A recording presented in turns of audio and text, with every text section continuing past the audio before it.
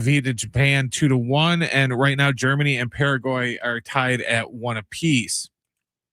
A bent tie rod can quickly bring a drive to a halt. For those parts needed to get back on the road, visit rockauto.com. Find a wide selection of quality parts at reliable low prices delivered right to your door. All the parts your car will ever need, Rock Auto.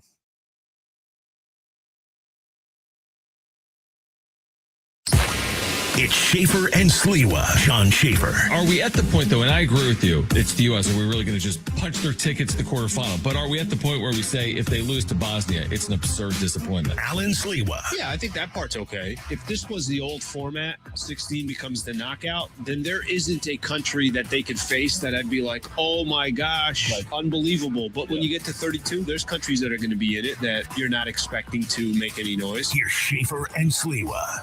All right, San Diego and Southern California, what's going on? We are back on a Monday afternoon. Schaefer, what is going on? Good to see you, my friend. Yes, sir. Unfortunately, not the weekend we were hoping for. Padres do. I think, are two things true here, Alan, where it's a good homestand but a bad weekend? Because they go good 4-2 on the homestand, bad weekend. But yeah, the weekend was not good Saturday and Sunday. I honestly forgot about the homestand. Yeah, I mean, if you want to lump in the two, you can. But I completely forgot about the Braves series. I swear I forgot that they swept at the Braves. So I don't know. I'm not gonna tie the two together. I don't think you're gonna hear me say they went 4-2 over the 6-game homestand too much. Yeah, that's fair. I mean, here's the thing, and we probably not fair, but I just probably no. I mean, here's the thing. Like when you're in the same division as the Dodgers, and nobody wants to compare themselves to the Dodgers, but then you play the Dodgers. Mm-hmm. And then you lose 2 out of 3 at home. How can you not compare yourself, at least in real time, on field to this team? And we watched Saturday play out. Saturday's an embarrassment. I'm sorry. Yeah. The 9-run inning, that there's no excuse for that. That should never happen. So they're out of that thing immediately. And then yesterday, there is a moment in time where the Padres just failed to recognize the importance of ABS. And we've talked about this a lot this year. And they don't challenge a pitch that results in a run-scoring, bases-loaded walk, and then 2 more runs score. And to me, that's kind of inexcusable. I'm more concerned about how that played out Sunday, Alan, than I am about the disappointment of allowing 9 runs in an inning and losing 14-4, whatever the score was on Saturday. So I don't know, just frustrating, disappointing, embarrassing. How do you look at the weekend? Yeah, I mean, listen, I think there's a lot of layers to the weekend, a lot of layers, especially when you win Friday night. So now you're just hoping for, hey, just split these next 2 games. You and I were texting on Saturday while the Padres were getting ran out of Petco Park, literally. And I think I kept texting to you as like, get a win with Michael King on the mound on Sunday. And you know what? Whether you lose 15-3 or you lose 2-1, it still counts as the same, obviously still counts as the same loss. I think, the weekend for me there's so many dynamics to it. There's some of the quotes that we'll get into from Joe Musgrove. There's the absurdity of how many Dodger fans are at Petco Park over the weekend. It's getting your absolute ass kicked on Saturday night to a sold out crowd, 15-3. Like you said on Sunday, a winnable game. And here's the one thing that I do know if you're playing the champs. You can't screw up if you're going to lose. Lose because they just got more talent. Lose because some guys got some hits, whatever the case is. You can't lose because, like you said, the ABS challenge is a critical point of the game and you decide to hold on to them. I got to find it. And I was supposed to do this a little bit earlier. There was a clip of the ABS challenge that did not happen, that the Dodger broadcast is saying that makes no sense to me. That pitch was a strike. Why aren't you challenging it? You have 2 and you can't take these home. Everything that everybody says. If there's a time to use that challenge, it's then. You can't make mistakes against the Dodgers. I know the Padres got their asses kicked on Saturday, but there were a few mistakes that were made as well, a couple of errors. And you don't need to give them any more chances. And if you do, obviously, that's going to cost you. To your point, I'm more concerned about Sunday. And to your point, there was a terrible error on Saturday from Will Wagner that opened the floodgates on that 100-run inning or whatever it was. But why is Alden Gonzalez at Petco Park tweeting mid-game, the Padres with multiple challenges remaining don't challenge a close pitch that was a strike? Like, that's embarrassing. And this has consistently happened at the plate with the position players. They have no clue what the strike zone is. They don't challenge the right pitches. Freddie Fermin has been awful. Yeah. His with percentage ABS. has been bad. Yep. Rodolfo Duran, it's a 3-2 pitch with the bases loaded. Freddie Freeman has just fouled off like 50 pitches. It's the longest sequence. It's like, just throw the flag in football if you've got the challenge. Like, you got to challenge this moment. Especially a close call. And they just, no, it just goes by the wayside, and then Mookie Betts a 2-run single, and you're out of the game, and we'll never know what would have happened if they challenged it, and that was the second out in the inning. That, to me, has been frustrating all year long. There's no excuse for it, and it's a bit of an indictment on, like, honestly, coaching, managing, identity of the team. Like, that, to me, has been a constant issue throughout the course of the year. Here's what I'll tell you. I'll tell you that if you're a Dodger fan and you're listening to a station up in LA and you're breaking down over the weekend, this was just very simple. Yep, Dodgers beat the Padres. They took 2 or 3, and that's it. Like, there's really not that much more to talk about. I think in San Diego, there are so many layers to, is that pitch the difference of winning a series and losing a series? Is that pitch going to be the, how much of a decider was that? Here's the reality. I think we can make things very simple for ourselves. The Dodgers are on a completely different, they're in a completely different world when it comes to competition versus the San Diego Padres, and it's not close. It really isn't. I don't know if it's going to change. I do know that the good thing is when you face them, and if you face them in the postseason, you just need them to have one bad week. That happens all the time in baseball. It does. And you need to be perfect. And the Padres are far from perfect. And again, you and I can go back to this. I'd really like to sit here and tell you that the Padres can be in a conversation with the Dodgers. They cannot. At least as we sit here on obviously June 29th. Could things change? Could they take 3 or 4 or go 2-2 over a 4-game set when they face the Dodgers this upcoming weekend? What is that series? I think Thursday through Sunday. Yeah. I don't have confidence that's going to happen. I think the two franchises are incomplete. I'm much more frustrated about other things over the weekend than I think I was on the field. And I think there are plenty of things to be frustrated about on the field. But nothing that I think happened on the field was a surprise or a shock. The surprise is Padres take 2 or 3. They didn't. What probably went shock is the Dodgers showed that they're on a different caliber than the Padres, which wasn't a surprise to me. All right, Alex Cohen, Marquee Sports Network, used to intern for me, now calls Cubs games. So Jonas coming up at 3:15. We'll get into more of what played out off field as well at Petco Park, which kind of became like Dodger Stadium South over the course of the weekend for whatever reason, although we've seen that before. Regarding the issues at hand for the Padres, whether they're playing the Dodgers or not, Alan, is their starting pitching has been woeful. How many examples are there where a starter cannot go simply 5 innings in the middle of the year? Michael King yesterday fails to go 5 innings. Randy Vasquez was awful in his 2+ innings in relief of an opener on Saturday. Their only reliable starter. Do you disagree with this? And this is crazy to say. I disagree, but I know where you're going. Their only reliable starter is Walker Buehler. In his last 7 starts, Michael King has a 6 ERA. I know. So I can't put him in that category. I know. He had 1 good start. I know. I still think Michael King is, at the end of the day, a reliable pitcher. He's still somebody that I do have confidence in if he's on the mound. But I know what you're saying. What you're saying is, think about before the season started, if I'd have told you, hey, here's where the Padres are sitting with their starters. Pavetta is out. Musgrove didn't come back. Randy Vasquez has as high of an ERA right now if I went out there. And Michael King is struggling. And that you're putting this on the backs. I'm not even going to talk about Griffin Canning. I'm not going to talk about Lucas Giolito. I'm not even going to talk about these guys because they don't deserve to be talked about based on how they've been pitching. So with that in mind, and you're depending, and you're saying your most reliable pitcher is Walker Buehler, like that's obviously concerning in its own right. I don't think the world is going to end. I'll just kind of go back to what I just said. What played out this weekend is what I'm going to expect every time the Padres play the Dodgers, period, until something otherwise happens. And frankly, here's the reality of it. You're not chasing the Dodgers anyways. Really who you're chasing is all these other teams that are closer to your level. Like the and that includes Arizona, that includes Chicago, and that includes the St. Louis Cardinals, and it includes some of these other squads that That's who you're chasing. And every time you play the Dodgers, all you're hoping for is that you don't get buried. And I thought they got buried over the weekend. Yeah, the issue is the starting pitching isn't just a problem against the Dodgers. It's that the starting pitching is a problem. Yeah. And you have Griffin Canning on the mound with the wind blowing out tonight at Wrigley Field on a 90-degree night. Let's see against Shota Imanaga.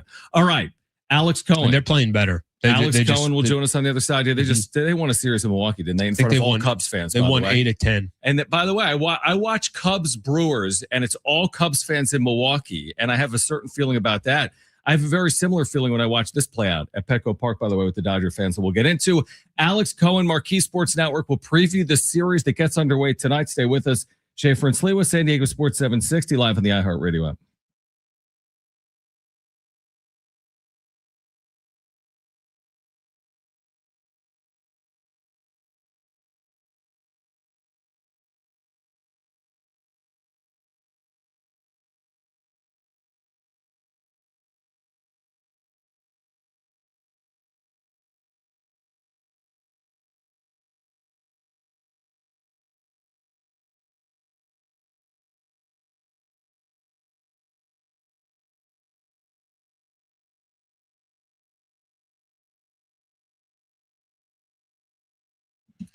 All right, DraftKings is live in all 50 states. Yes, that means you, California, win or go home. That's it. That's the knockout round. And DraftKings has you covered for every single match. The DraftKings app is now live in California. So whether you're catching the early kickoff before work or the late match at the bar, you're in on every minute, every match, every moment, all in one app right here in California.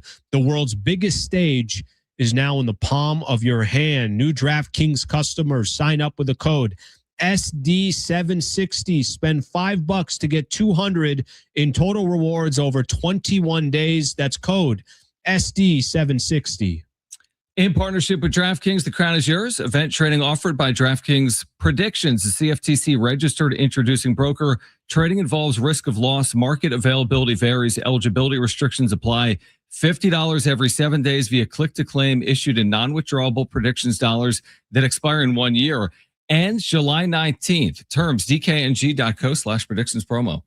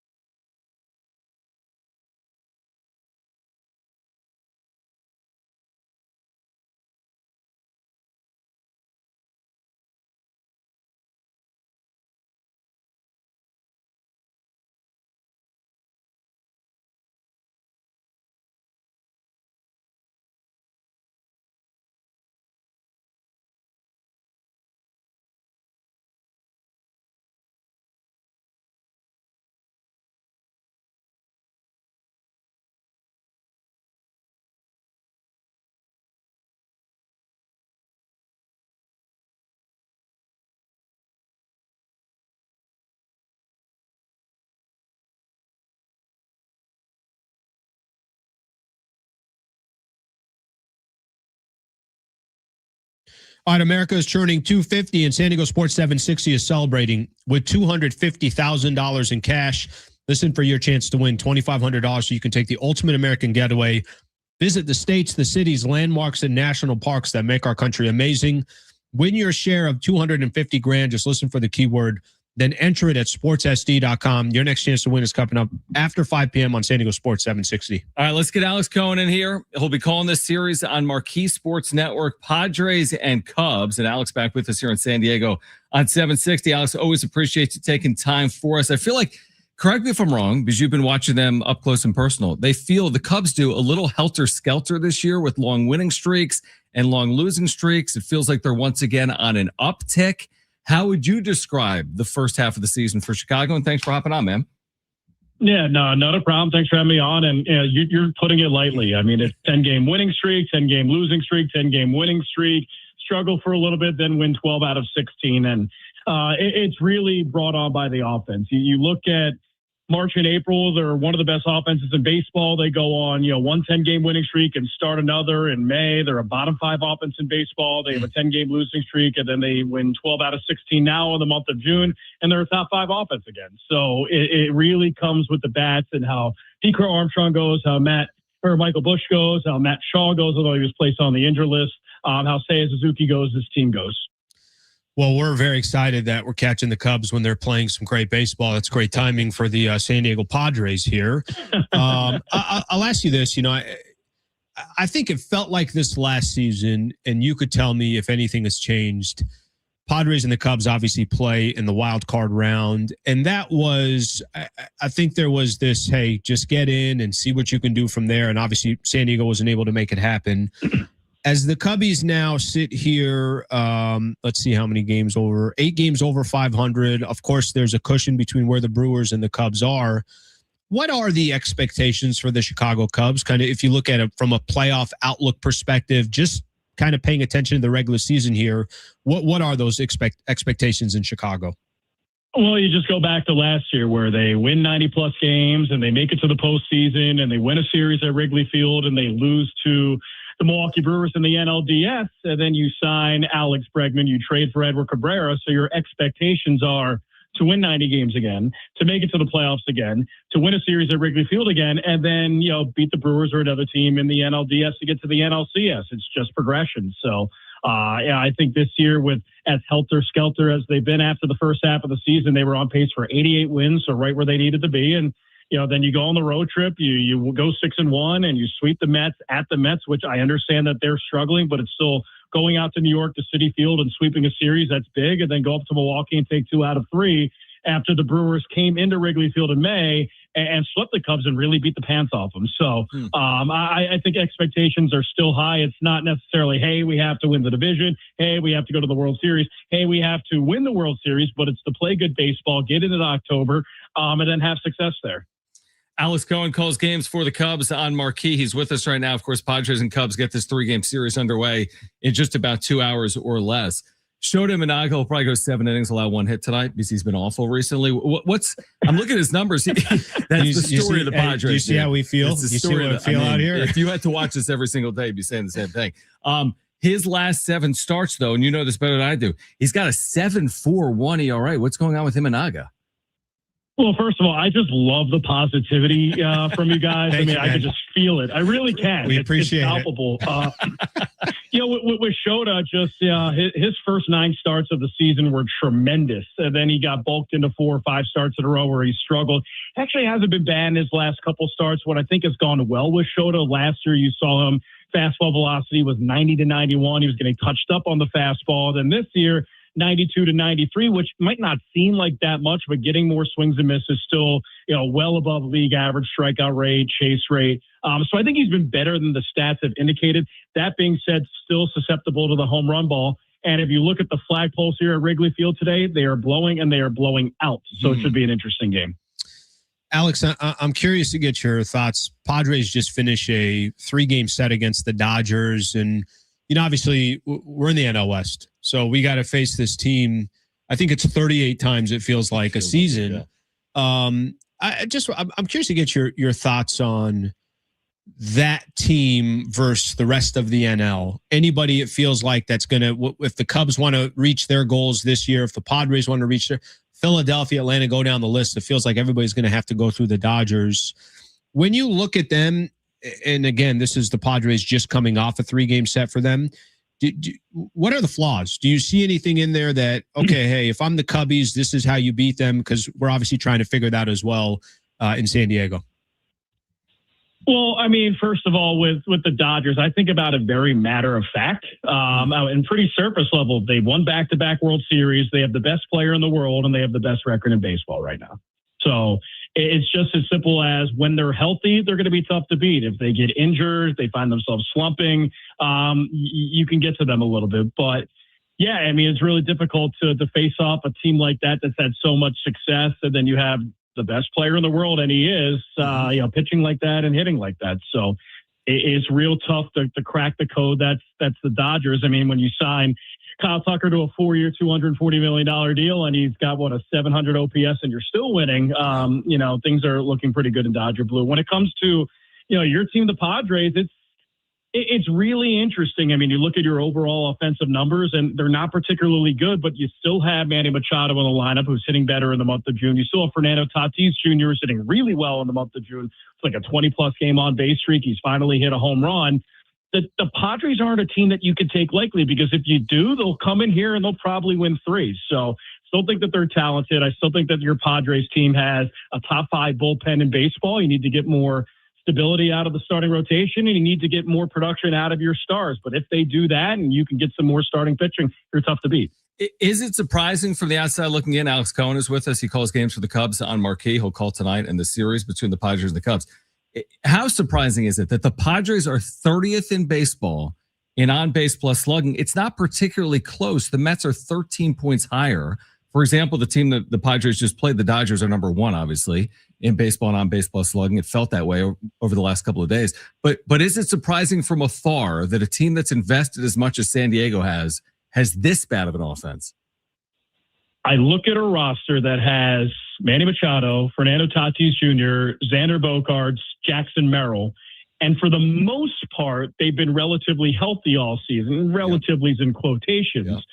And the fact that you have those 4 guys in your lineup and you've gotten a big year out of Gavin Sheets, that you're 30th in that you're 30th in OBP, that you're 30th in slugging, that you're 30th in OPS, that you're 30th in runs scored, it's shocking. Now, I would have said if you guys were a little bit more banged up, and you've had some injuries, let's not put that aside. You've had injuries, but yeah, the fact that Manny's been in the lineup all year, he's hitting 188, he has 15 home runs. Yeah, I'm a little surprised. Well, Alex, a final one from me. Just I think what you said a little bit earlier that, if you take the Padres lightly, they can take 3 or 4. And let's, I know we're coming off a weekend where it just wasn't good baseball from the Padres, but they did sweep the Atlanta Braves, coming into this. And yes, there's been ups and there's been downs. What just overall, as you look at San Diego, and we obviously get ready for this series, can you also just kind of give us an idea when the Cubs are not looking at their best, what does that look like? And if there are some holes that the Padres can take advantage of, what is that recipe? When the Chicago Cubs are not at their best, they are still getting guys on base because they draw a ton of walks, but they're not able to drive them in. If you look at their runners in scoring position stats, they've been pretty bad the entire year. They've been better as of late, but we were looking at it after the month of May. The Cubs, had won 10 straight twice, and if they lose 10 straight, they're back to being 500, and they are the worst team in baseball with runners in scoring position, especially when you sign a guy like Alex Bregman to a $175 million deal. You have a $177 million shortstop. Nico Horner just got a long contract extension. Pete Crow Armstrong just got a long contract extension, and that was perplexing. I think offensively they've been a little bit better overall. I mean, a lot better, but the runners in scoring position numbers have been a little bit better. But overall this season, when they are not going well, they are able to get guys on base, but unable to bring them in. Alex, appreciate it. Have a good call of this 1-0 thriller tonight. Imanaga and Canning at Wrigley with the wind blowing out. Now, we appreciate you doing it, man. Hope all is well, dude. Thanks for hopping on in San Diego. Hey, take that to the bank. It's going to happen. Appreciate it, guys. Thank you, man. Thank you. I'll text you if it does. All right, Alex Cohen, Marquee Sports Network on the call tonight. It's good insight. Really good insight. Yeah. All right, we want to talk about more than just what played out on field this weekend at Petco. between the Padres and the Dodgers. And we will, on the other side, we're going to want to hear from our listeners as well. Kevin Acee, by the way, is on the show at 4 p.m. Lot to get to. Don't go anywhere. Schaefer and Sliwa, San Diego Sports 760, live on the iHeartRadio app.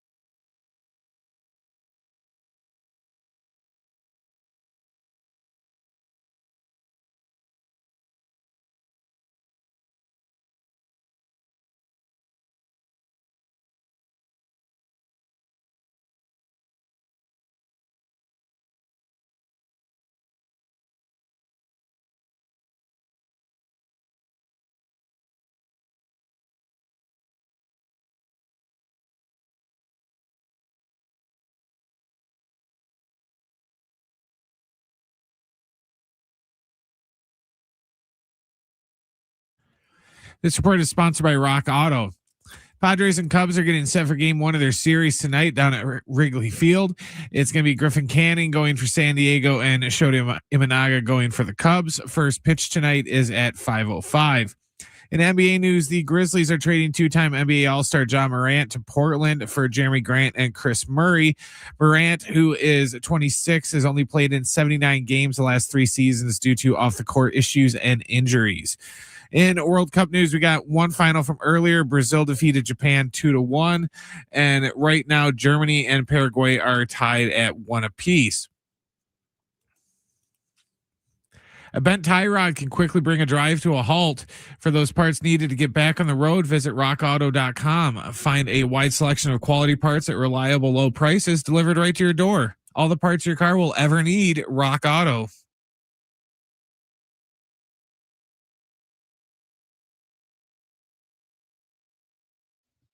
All right, Schaefer and Sliwa, San Diego Sports 760. All right, here's the deal. And you're going to have to use the talkback mic to answer this one. Yep.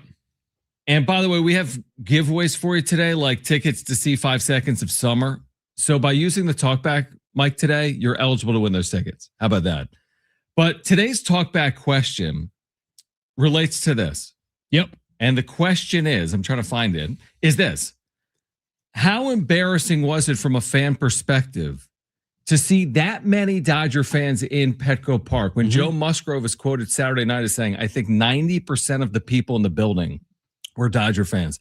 Jason Adam. I read that a couple times. I'm like, wait, what did he say? What did you say? Now, Jason Adam, by the way, said if I lived in LA, I'd want to come to San Diego too in that article from Jeff Sanders. Doesn't make me feel any better. But the talk back, we want to hear from Padres fans. You can hit us up on the phones as well, 877-767-4760. But was this an embarrassing weekend from a fan perspective at Petco Park with all those Dodger fans, Alan? All of them. Brother, I'm going to give you kind of a little bit. I'm going to give you kind of a full background perspective from me. Okay. This is all kind of still new to me in the sense of having the mic, not just watching the game on TV and getting angry or frustrated because the Padres are losing, something like that. That was a really tough weekend. And I'm going to throw myself under the bus too, because I did not go to Friday, Saturday, or Sunday's game. So if I'm going to bitch and complain that Petco Park, that was an embarrassment this weekend, I'm not helping the problem either because I didn't go this weekend. So I want to make sure I kind of point that out, because if I'm going to be critical about San Diegans not going to a Padres-Dodgers game at Petco Park, they took over San Diego. I think you got to kind of ask ourselves, like, how important is this to us? If you're a San Diegan, or maybe you're a transplant, but you live in San Diego now and are just proud to be San Diegan or proud to be a part of San Diego, we got to kind of ask ourselves this question. Are we okay with this? Because if you're okay with it, then, there's nothing really that I can say. But I know a lot of proud San Diegans that can't be looking at this and being happy about it and proud about it. That's an awful look for our city. And if we're going to be known as the city that's like, hey, this is a great place to come watch a game. Hey, you know what? We're the #1 ballpark in the country. Like, what do we want to be known for? And again, I'm not even trying to call anybody out here, but what I'm trying to tell you is the Dodgers embarrassed San Diego over the weekend. You can't watch that game on TV. And if you're a San Diegan and you care, and say to yourself, like, hey, I'm okay with this. I'm okay that you're going to have games like this over the weekend when you're playing the Dodgers. And I get it. I can sit here and say, well, this is arguably the biggest time in Dodgers baseball in their history. I can make that argument. I can make the argument that Shohei Ohtani is a generational, legendary talent that also adds an element that maybe wasn't there 3-4 years ago, whatever the case is, right? I can make plenty of excuses, but at the end of the day, you can't be somebody from San Diego and be okay with what we saw this weekend. And again, I'll throw myself under the bus. I did not go to one of those games, but that was really ugly. Couple of things. I agree. I agree with your sentiment. A couple of things. The Dodgers haven't always been back-to-back world champs with a generational talent, yet this happens constantly. This is not a first time. It's not just this era. It's not just when the Dodgers and Padres are quote unquote rivals. Like, there's a lot of examples of Petco Park or San Diego being overrun by Dodger fans. And I think maybe there's some recency bias to it, but if you go back to 2017, Padres weren't good, Dodgers were good. Same thing's playing out. 10 years later, Padres are relatively good. They've been in the postseason 4 of the last 6 years. That's the problem. I think that's the difference. The difference is, if the team sucks and they're terrible and they're 10 games below 500, and I don't want to sit here and tell you that I get it, but I kind of get it. The problem is, like, we're in the middle of, and I went to the Padres-Dodgers series. The first series of the year. Now, that was a Monday through Wednesday. And it wasn't 90% Dodger fans. No, it wasn't at all. There was actually probably 70% Padre fans and 30% Dodger fans. That was one of the games that we lost. But I guess my point is that It's different today if your team is competitive and you're trying to be competitive. If it's the Colorado Rockies, I get it. If it's if you give me a team that's not trying, I understand it. But I don't think it makes anybody feel better to say, oh, you know what? Petco is so beautiful. They're coming down to San Diego because they just love to. I know why they're coming down, but they're also coming down because they probably think that they're going to run through the San Diego Padres. And frankly, they did over the weekend. Here's what I hate about it. Because on one hand, and you and I do this every single day, and then I do it on YouTube every single night. And I will consistently say that this is a marvelous baseball market. And it is. People consume it year round. There's not attention that can turn to elsewhere with the other big four. I agree with you. I don't question that. But the problem with me saying that is I don't want there to be another side to the coin, because I can't sit here and be honest with our listeners if I say it's embarrassing to watch a Brewers game when they're 20 games over 500 with all Cubs fans in Milwaukee, and then not say the same thing when I see Dodger fans at Petco Park. I By the way, can't that's draw that worse. distinction. That's worse because they're 20 games over 500, that they Right. truly have a chance to come out. It is. That's worse. And listen, it is true. The Padres will play the lowly Marlins on a Tuesday and have 44,000 people there for some random t-shirt night. I mean, they'll draw incredibly well. They'll sell out all these games. I don't appreciate the look. To your point, I wasn't there either this weekend. So maybe it's on me. Maybe it's on you.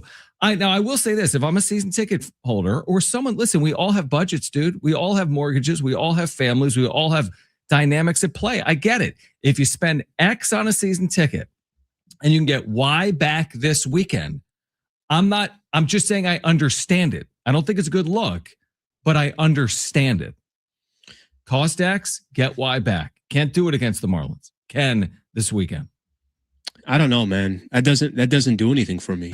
It doesn't. Like I listen, here's the article that came out, and this is why we're having the conversation. Padres notice the Dodger heavy crowds at Petco Park. They understand the economics of it all. This is a story that came out in the UT. Jeff Sanders put it out there. That's the quote where Musgrove said Saturday night was out of control. It was like the most I've ever seen Dodger fans in our stadium, 90% Dodger fans.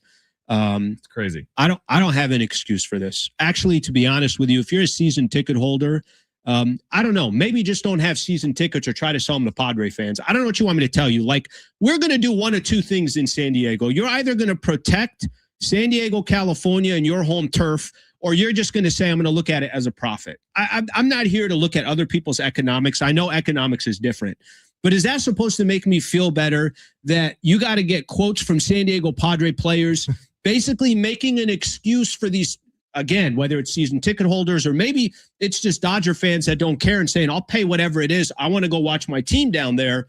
But that's the excuse we're going to use. So Joe Musgrove and Jason Adam, you can have all these other San Diego Padre players that have to make some justification for why it's there. I'm not okay with that. Like, I don't sit there. I don't think that's okay. Can I give you one more? I agree with you. Here's my one other. What if season ticket holders that have invested heavily in this team with money and time? Yeah. What if they are saying to themselves, looking around the room, like if you don't spot the fool at the poker table, the fool is you. Like, what if they're looking around the room like, we ain't that good? Like, I've invested a lot. They're not showing me the same return. I'm cashing my chips. Is that not understandable considering the way the team has performed? They're not 10 games below 500. They're in a wild card spot. And we've talked about this from the beginning. What was the goal? Was the goal this year to beat the Dodgers in the NL West, or was the goal to get a wild card spot? I think the goal was to get a wild card spot. Yep. I mean, I'll say this again. I really do think, how many pro teams do we have in the top four? You want me to do the math on it? We got one. Is that right?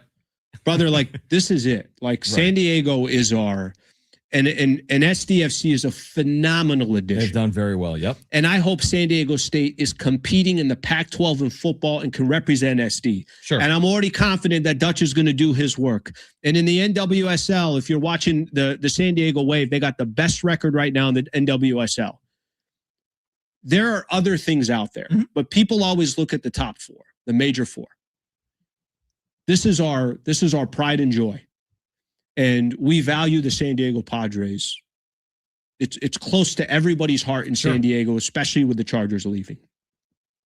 The question I'm just going to ask is, like, So we're just going to cash out when the Dodgers are in town. We're going to kind of stand firm that this is our city and no, you can't have X amount of Dodger fans coming to Petco Park.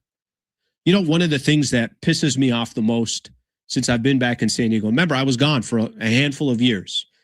One of the things that frustrates me the most, why when I walk into some of these stores is there Dodger gear being sold? Why am I walking into a Sprouts and they're selling Dodgers freaking peanuts? Yeah, you do buy the peanuts, so you would know. There's a frustration that I have because I think this is the only thing that I'll say. Either collectively, you do what you can to protect your home turf, or you get ran over. Right now, we're getting ran over. And I'm just going to call it as it is, and whether, it means something to people or not, I don't know. I don't have that answer. I think it means a lot to a lot of people. Actually, I think it means a lot to a does. lot of people, and we can continue to discuss it on the other side. I want to play your talkbacks. Open up the iHeartRadio app, search for 760, click the talkback microphone. How do you weigh in on it? And we're giving away tickets as well to a concert. 5 Seconds of Summer. I think they're calling you. If you want to win tickets, see 5 Seconds of Summer, all you need to do to be eligible is to use the talkback mic this afternoon. Answer that question. Was this an embarrassing weekend from a fan perspective for the Padres or not? Kevin Acee at 4 p.m. Your talkbacks are next. I'll throw one more thing. If you're a season ticket holder and you want to, if you want to sit on the other end and explain your theory, I'm open to listening to everything. 877-767-4760 if you want to call in. Schaefer and Sliwa, San Diego Sports 760 live on the iHeartRadio app.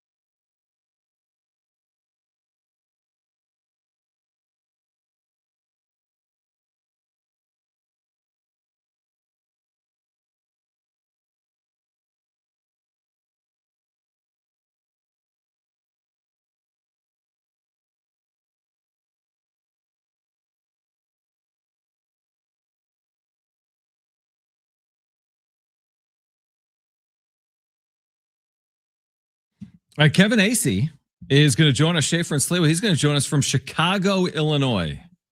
Ready to go. Have you spent any time in Chicago, real time? Gone to Chicago. I went for a quick trip, like 36 hours. Summer or winter? I went during the summer, and the Cubbies were out of town. Summer in Chicago is spectacular. It really is. Yeah, I want to catch a game at Wrigley, but you could go right they got to play on the road. Well, we could have done the show from Chicago this week. We could have. We should have done that. Do you have something you need to read? I do have something I have to read. Our iHeartRadio Music Festival is back. Live performance from the Goo Goo Dolls, Kenny Chesney, Lainey Wilson, Snoop Dogg, Weezer, and more.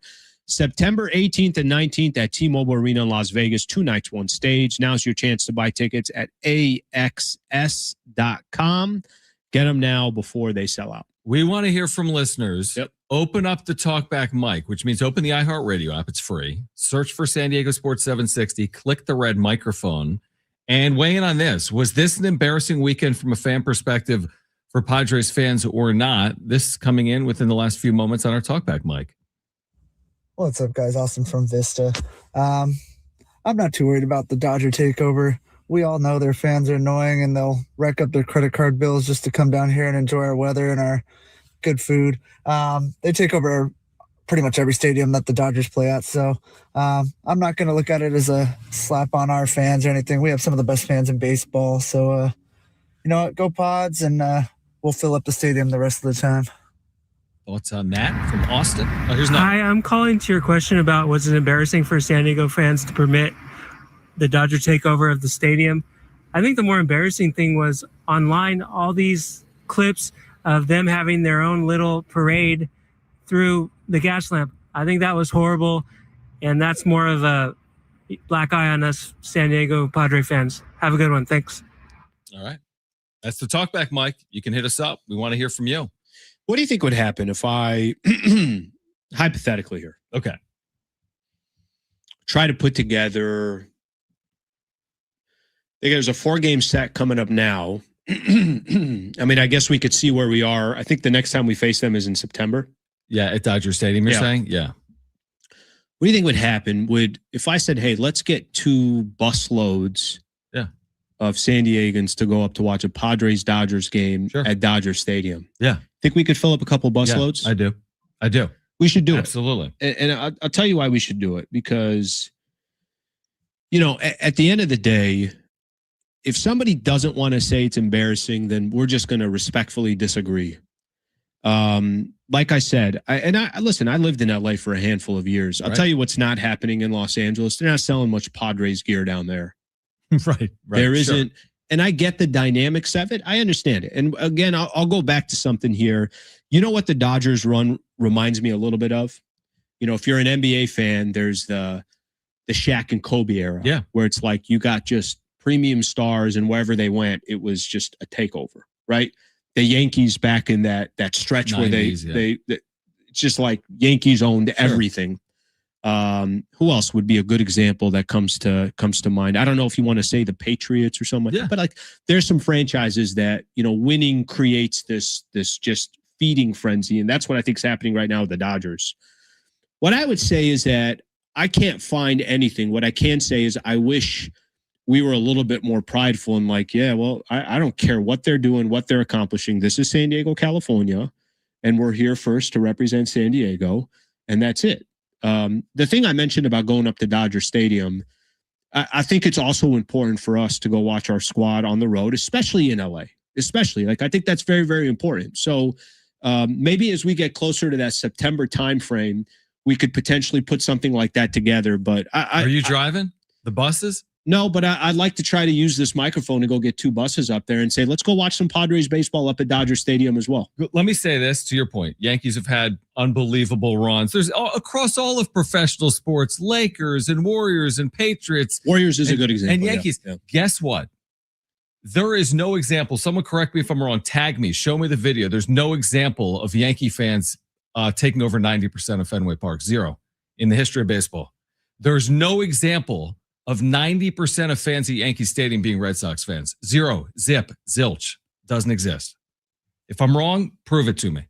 It's just, so I don't I don't know as to why. It's not to discredit anything. I am the first to get up there and scream how good of a baseball market San Diego is. The only qualifier, by the way, for being a good market isn't exactly what percent of your fans are in your ballpark on any given night. There's so many factors that go into it. But that can't I'm happen. I'm just saying, yeah, it's not the right look Can't happen. locally or nationally when you've got this incredible fan base, yet you can get overrun in the manner in which you did in the ballpark, in my opinion. And again, San Diego's they're not 15 games below 500. Right, exactly. Like they're not the worst team at baseball. In this run and this chase and trying to get the frankly, where they sit today is kind of probably where most people thought they were going to be sitting anyways. You're right. And again, this isn't, do I know that San Diegans are prideful? Of course I do. I'm one of them. Yep. Do I know that there are a ton of Padre fans out here? Of course I do. Mm-hmm. Do I know that San Diego understands what it means to play the Los Angeles Dodgers? I do. So why aren't we then holding down our turf a little bit more? And like I'll go back to what I just said. My ass wasn't there this weekend, so I'm just as guilty as anybody else. All right, let's go to the phones here. 877-767-4760. Again, you can weigh in on the Talkback mic. Open the app, search for 760. Click that red Talkback microphone. Kevin Acee will join us in 6 minutes, but let's go to Barry on line one. Barry, you're with us here on Schaefer and Sliwa. Thanks for calling in. Yes, sir. I mean, I'm appreciating the topic that you're talking about. For one, like, okay, just imagine if all of those Dodger fans didn't show up. Would the seats have been empty? That's just one aspect of it. And I mean, that brings, the fun and the joy of the that excitement when you got teams like the Dodgers, that little rivalry, whatever it is, it's just fun. I mean, people enjoy that. I'm a Dodger fan. I'm from LA. I live in San Diego, and I love it here. But I mean, I grew up Dodger. I grew up Raiders, Rams. I mean, so I love to go to the stadium when they come. But we're having a talk show about the fans not showing up or the tickets not being sold, because that's why the seats were filled, because LA fans came down and supported the city of San Diego. That's just one way of looking at it. But I think we appreciate you calling. I think here's the difference. The difference is Padres don't have a problem with attendance. No, the attendance ain't the issue. Yeah, exactly. Attendance ain't the issue. And if you're somebody, hypothetically, right? Like, I'm sure Padres and Dodgers are sold pretty quickly. Of course. And I'm sure there's, like I said, I'd love to get a season ticket holder on here that sold tickets and just said, hey, let me explain to you how this works. I want to hear it. Now, I'm not going to agree with it, but I can at least kind of see what a different perspective is. But that article that was written in the UT had nothing to do with, it was more of like, oh, we get it. There's an economic play to it. That ain't okay. Yeah, it was interesting. You think Musgrove is going home and saying to himself, you know what? I was really angry that there were that many Dodger fans on there on Saturday night. But now that I know it was purely economics, I'm cool with it. We're all good with it. We'll get more into it in the 4 o'clock hour. If you want to weigh in, again, hit us up on the Talkback mic. Open the app, search for 760, click the red Talkback microphone. Did you find it embarrassing this weekend from a fan perspective or not? At Petco Park, let's get back on field with Kevin Acee. He's in Chicago. Padres about to open the series with the Cubs. Kevin joins us live next. Schaefer and Sliwa, San Diego Sports 760, live on the iHeartRadio app.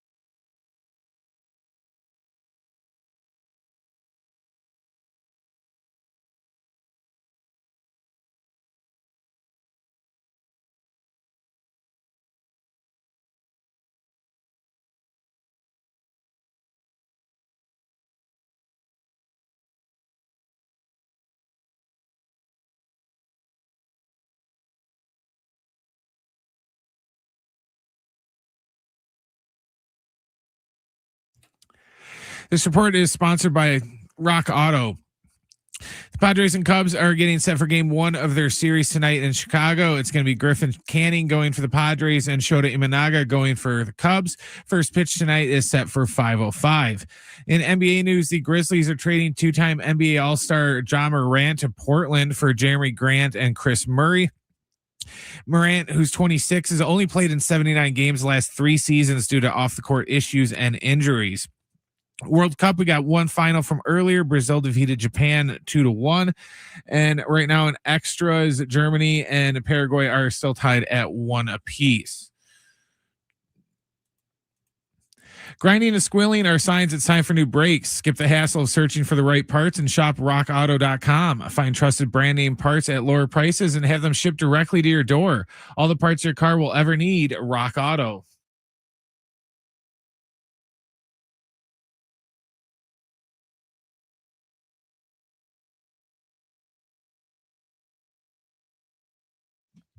All right, let's get Kevin Acee in here. Schaefer and Sliwa, a lot to react to from over the weekend. We need to look ahead as well. Padres and Cubs coming up in an hour from Chicago's Wrigley Field movement, by the way, with the roster as well, that we will get into. So great to reconnect with Kevin. Let's just go back to the weekend. We can put a bow on it over the course of the next handful of minutes. Was anything that played out this weekend to you, Kevin, surprising? The fact that the Dodgers won 2 of 3, or the Padres starting pitching issues remained a concern? Like, what, having watched the last 3 games, was it what you expected or not?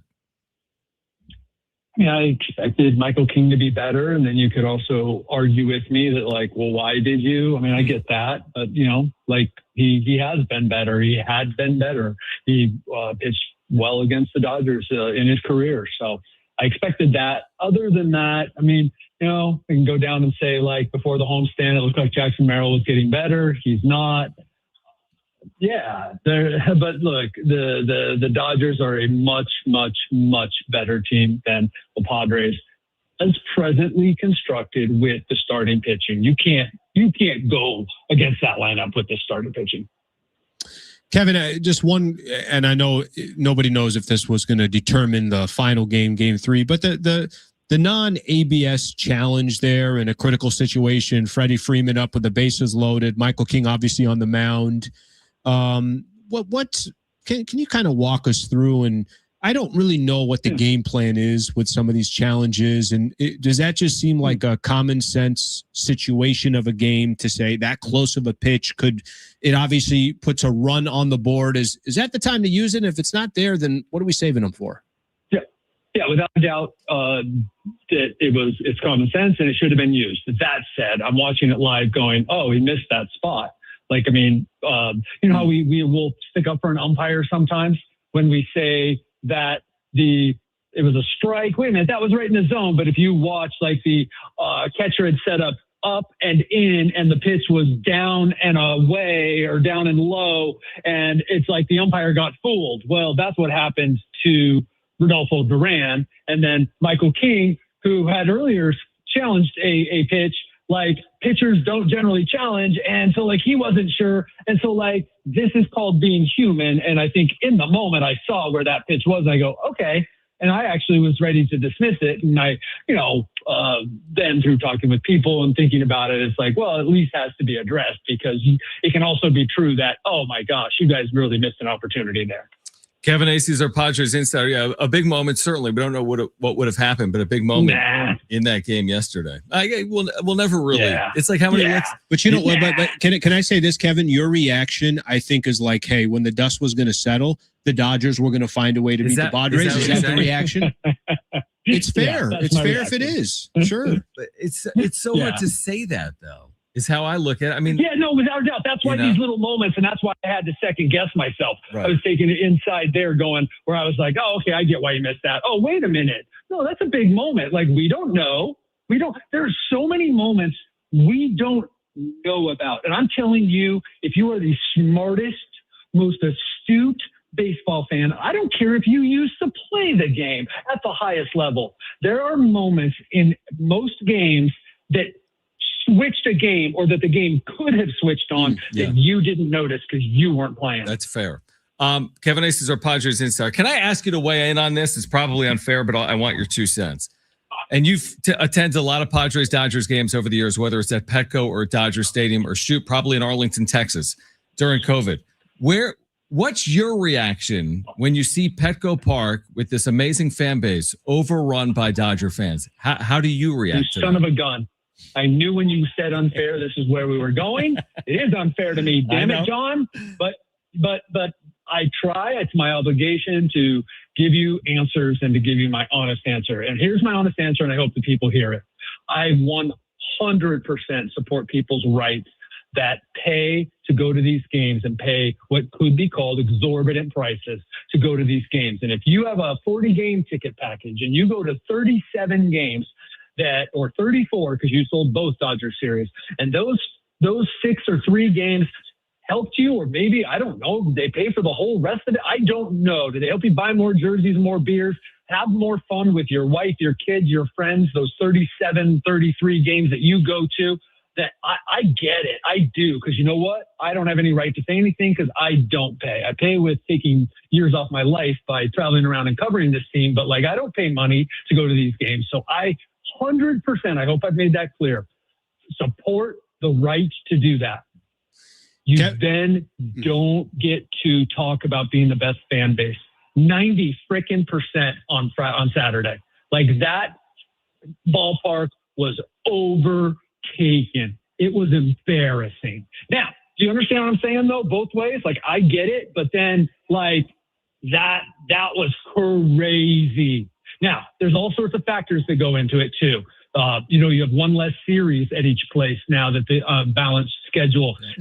You have that LA sucks. It's a hellhole, and San Diego's awesome, and Petco Park is awesome and easier to get in and out of. There's all sorts of reasons, but you can't look at that and not go, "Oh, wow, that was a bad look."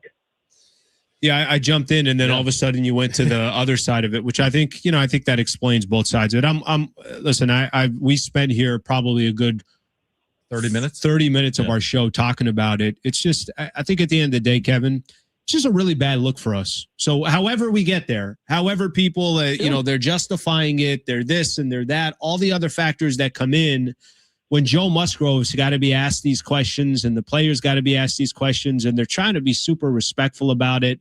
It's just a bad look for San Diego. That's honestly, I just simplify it that way. That's my opinion there. As we kind of look forward here, and the Padres taking on the Chicago Cubs, it's tough for us to look back and say, hey, they had a 4-2 homestand, which we all would have signed up for. Right. Now you're taking on a Cubs team that's won 8 of their last 10 games. What are you hoping for? Just some of the dynamics here with the starting pitching questions and everything else that comes into this series. So is it 4-2 the rest of the way, 90 wins? Is that what it is? I think. Now, that's easier said than done. I'm not trying to dismiss, but you just lost to the best, most ridiculous, stupid team in baseball. Okay. And I'm not trying to tell you to be okay with that. I'm saying that you did. You went 4-2 on this homestand. There's 80 games left, times 3, 12 times 4, 48. It's not quite 12. Let's call it 87 wins. Let's call it 87 wins, which probably gets you into the playoffs. So you need to be happy with that homestand. That said, going ahead, this series is far more important. Series against the Diamondbacks when you get home, far more important in terms of not only stacking wins, right? But those are teams you're competing for wild card spots with. Kevin Acee with us right now. Let's talk about some of these moves, Kevin. Jake Cronenworth, just a couple of days in AAA is back. He'll hit 9th and play 2nd. Then you've got Luis Campusano, who I think is beginning a rehab stint right now as well in AAA. Can I guess you speak on what they're going to need here? I mean, Cronenworth, obviously what we saw previously was not near enough. They're going to need a better version of Cronenworth, and they need some help, obviously, behind the plate as well. We'll see if Campy can provide that. But how is Jake Cronenworth, I guess? Let's just start there. How is Jake Cronenworth as he gets ready to first return to the big leagues?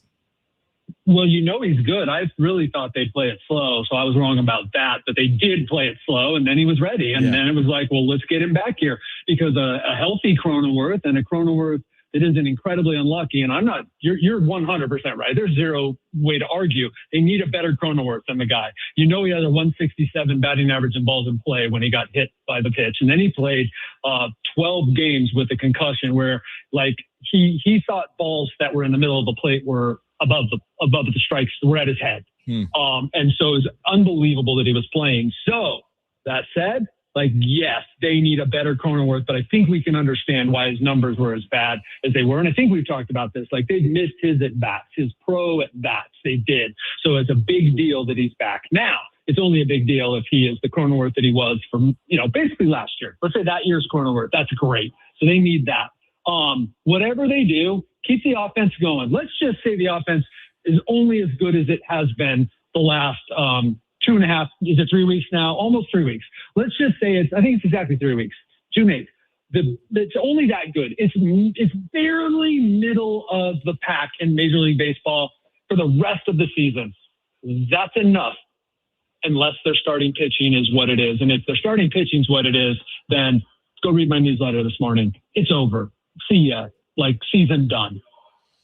Kevin, with that in mind, just a quick one here on Randy Vasquez. We obviously seen what's been happening with his play and saw what happened on Saturday night as well. Where do you think we are with Randy Vasquez? And I think he's lined up. He'd be facing the Dodgers again over that Thursday through. So where do you think we are with Vasquez? Got off to such a tremendous start and is just falling off a cliff now. Yeah, I forget when Germán Marquez is starting, but and I'm not saying that Germán Marquez is going to come up or you should be super happy about that, but there's just a bunch going on. Germán Marquez, Johnny Brito, and when Germán Marquez was held out yesterday because he maybe was going to get called up today, he might come in a relief role. He's going to make a start. Is it today or tomorrow for AAA? And it's going to be limited just like the last one was so that he's ready to pitch in a couple days.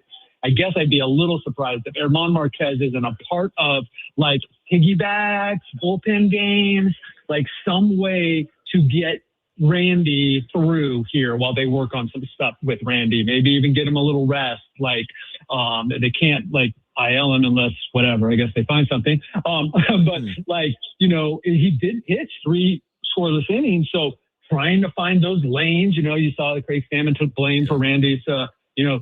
I shouldn't have had him in there in the 6th inning. Really? He didn't start till the 3rd.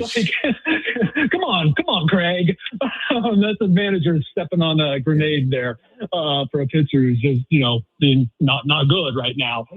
So I think there's just my answer is there's a suit, there's a kitchen sink, everything but the kitchen sink, whatever the expression is. They're gonna try to get through this period here, get to the All-Star break. I think I don't know. Is that Randy starting? Is that Randy after an opener? Is that Randy in a relief role, a piggyback role? I don't know, but it's there's a bunch of different ways they can go after this. It would be malpractice for Randy Vasquez to start against the Dodgers at Dodger Stadium. That's well said. To follow up, my final one would be, because you heard it, you might have asked it, when Craig Stammen was my biggest fear is what played out with starting pitching in 2021 to basically repeat itself. Is he answering a question, but also speaking with AJ Preller, as in something must be done, right? That this will not work without any change to it. This formula will not work. Isn't that kind of clear as day? Yeah. And yes, they asked the question, and yes, I knew that answer was coming because I also went through that. Not like Craig did, out of the bullpen, pitching a career high innings, starting 5 games, pitching in 12 bullpen games. Not like Craig did, but I saw it and I knew what I've talked to Craig about it before. So the thing about Craig Stammen is he's as forthright as he appears. And so it's not like he was speaking to AJ Preller through the media or a press conference, but those are conversations they're having. That's for sure. Kevin, appreciate you taking time for us. No dull moments when it comes to the San Diego Padres. Enjoy Chicago, and we will catch up with you in the middle of the week. Right on. Take care.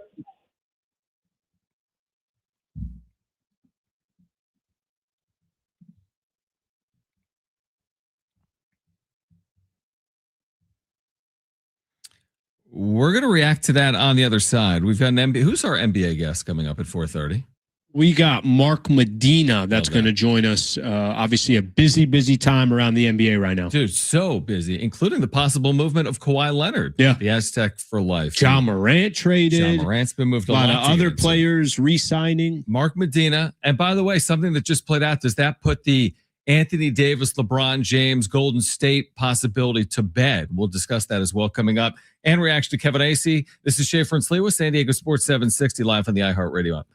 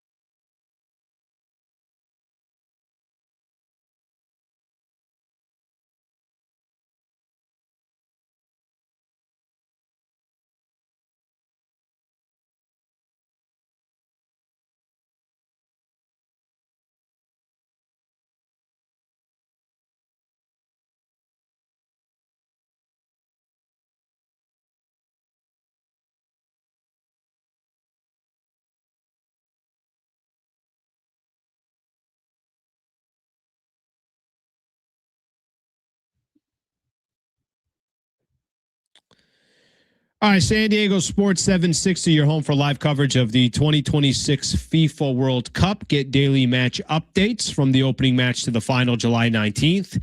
Hear live play-by-play of the most anticipated games in every USA match. 2026 World Cup coverage lives on San Diego Sports 760. All right, Mark Medina. Yep. Veteran NBA reporter joins us at 4:30. I will say this. I don't have a better suggestion than penalty kicks in soccer. Yeah. Like you could play for forever, like they do in playoff hockey, like literally for forever, or play with less players on the field. You don't like the idea of penalty? I'm with you. No, I'm with you. It's compelling. Let me tell you this. It's going to end. Let me tell you this, because this is like a true athlete moment. You obviously know, a lot of people, listeners know, like when they look at me like, hey, that's an athlete. Yeah. When I used to play FIFA on PlayStation and Xbox, PKs? Hated them. Was absolutely awful at them. And I would actually tell a buddy of mine when we're playing, I'm like, this game doesn't count. You know that, right? Like, we got to finish this. We got to finish this the right way. We're not doing any penalty kicks. So I think the World Cup, this doesn't even really count. Germany is in penalty kicks right now against Paraguay. Obviously, yesterday started the round of 32. Finally, we got out of the group play. Yeah. Group play was longer than an NBA season. It felt long. Would you prefer, serious question, would you prefer they just, when they went to the extra time, which is 30 minutes, as opposed to playing 11 on 11, they went to like 10 on 10? And then the second 15 minutes, 9 on 9 to open up the field? Well, I'll tell you this. If I'd have told you 10 years ago there would be a runner on second to start the 10th inning, everybody would be like, that's not only the dumbest idea, but it will never happen in baseball. So maybe that's not a stretch. The biggest moment in like modern Olympic history is Team USA winning the gold medal. It was 3 on 3. Overtime was 3 on 3.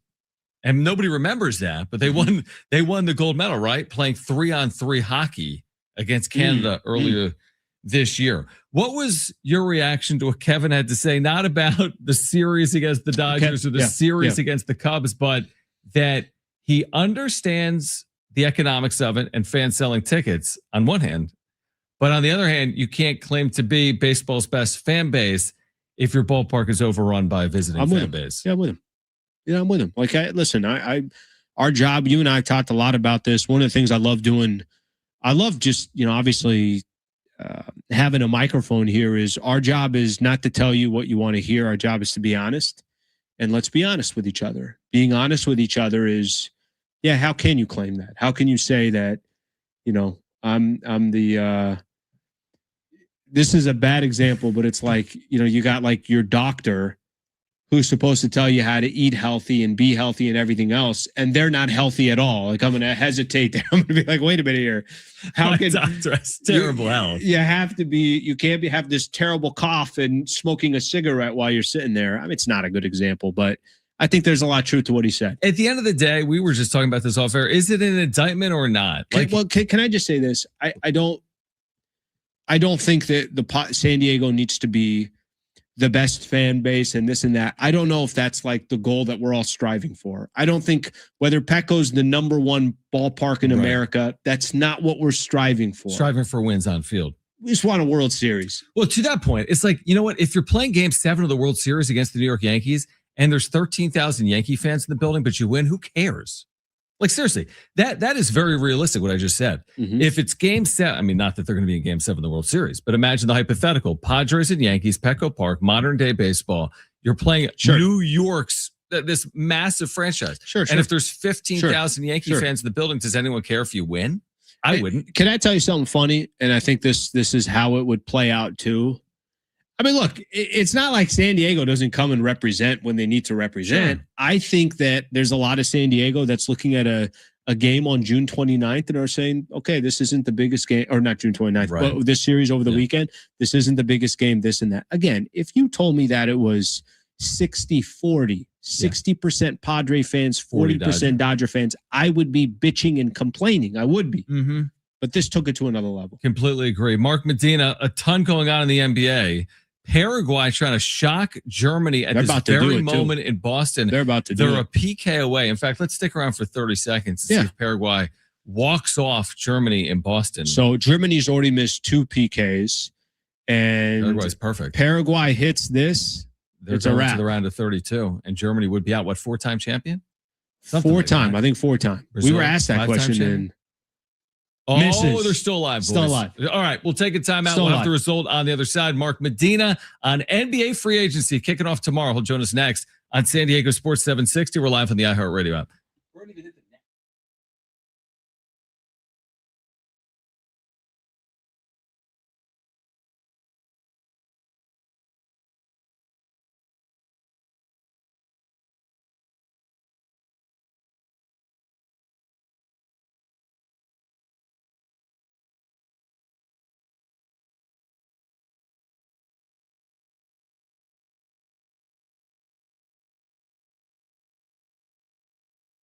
All right, hey guys, it is Schaefer again for the all-new Humboldt Casino Resort, the Players Place. We've been talking about the World Cup. They've got their watch parties going on right now at Tony Gwynn Sports Pub, where you can catch every match on the big screen at Tony Gwynn Sports Pub during their World Cup watch parties. You can enjoy game day specials, great food, cold drinks, an electric atmosphere for every match. Grab your crew, experience all the action with Humul while you're there. Check out the hotel and spa where you can experience elevated luxury. They've got the refined hotel stay, rooftop relaxation, indulgent spa treatments, all the excitement of Humul Casino Resort seamlessly brought together in one unforgettable destination. And now take your stay to the next level.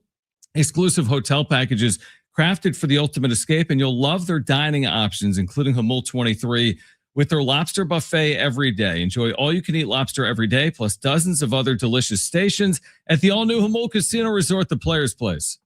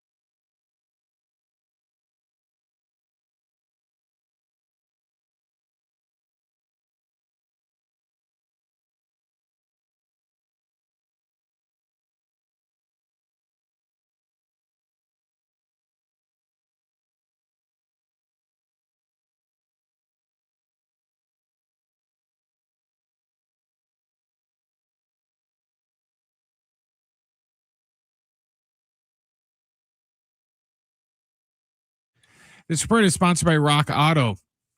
The Padres and Cubs are in Chicago getting set for game one of their series tonight. It's going to be Griffin Canning going for the Padres and Shota Imanaga going for the Cubs.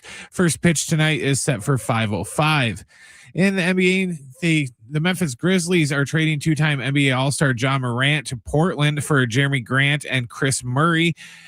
Morant, who's 26, has only played in 79 games the last 3 seasons due to off-the-court issues and injuries. World Cup, we got one final from earlier today. Brazil defeated Japan 2-1, and right now looks like they just went final in penalty kicks at 1-1 between Germany and Paraguay. A failed strut can turn any drive into a rough ride. When it's time for repairs, Rock Auto makes finding the right part easy. Shop name brands at lower prices and have the parts shipped directly to your door. All the parts your car will ever need. Rock Auto.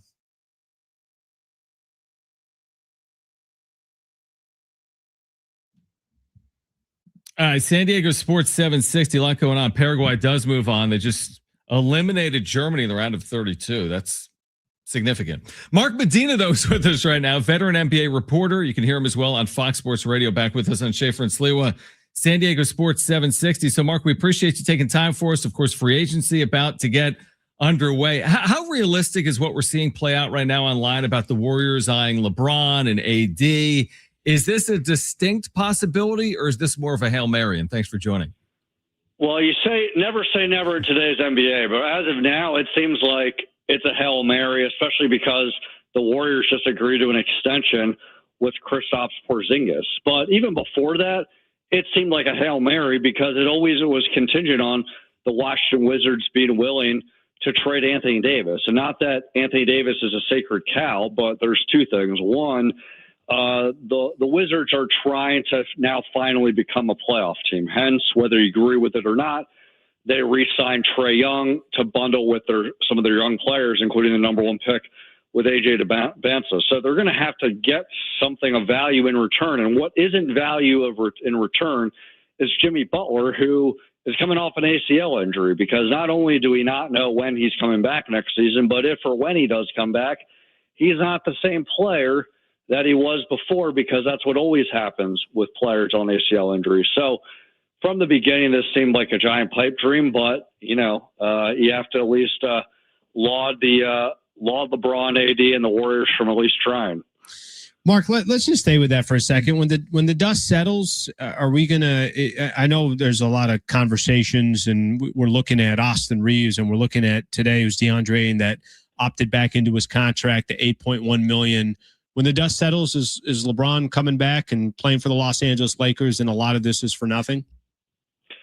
I don't want to say a lot of it's for nothing. I think obviously there's posturing and negotiations. There's always value in that. But as far as what the bottom line result is, I think it's with the Lakers. I was polling different executive scouts, around the league before all this started. And some were split on what's the better fit, Warriors, Lakers. Some thought it's more likely he would be with the Warriors. But the people that said that he's staying with the Lakers, it comes through a pragmatic lens that they literally have the best chance to at least give him the most money. Maybe not the most money that he wants compared to $52 million, but the most money compared to any other team.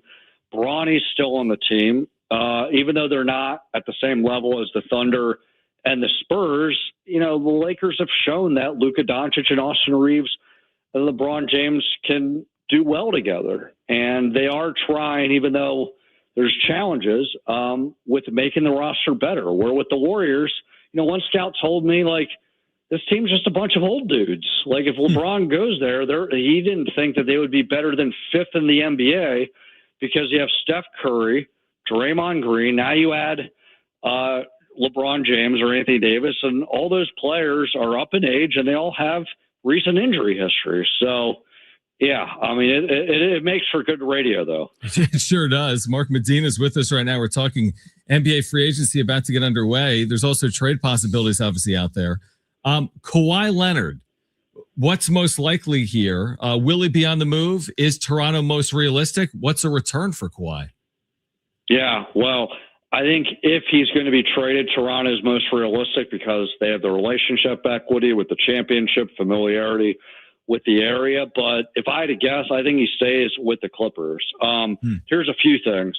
The Clippers have made it clear they want to have Kawhi Leonard on their team at least next season. Where I think the potential source of conflict is, they're not committed beyond his contract. And when you're looking at the Clippers, they've already traded James Harden and Ivica Zubac to go younger. They trade Ivica Zubac to get the number 5 pick, or a draft pick that wound up number 5 for Keaton Wagler, traded James Harden for Darius Garland.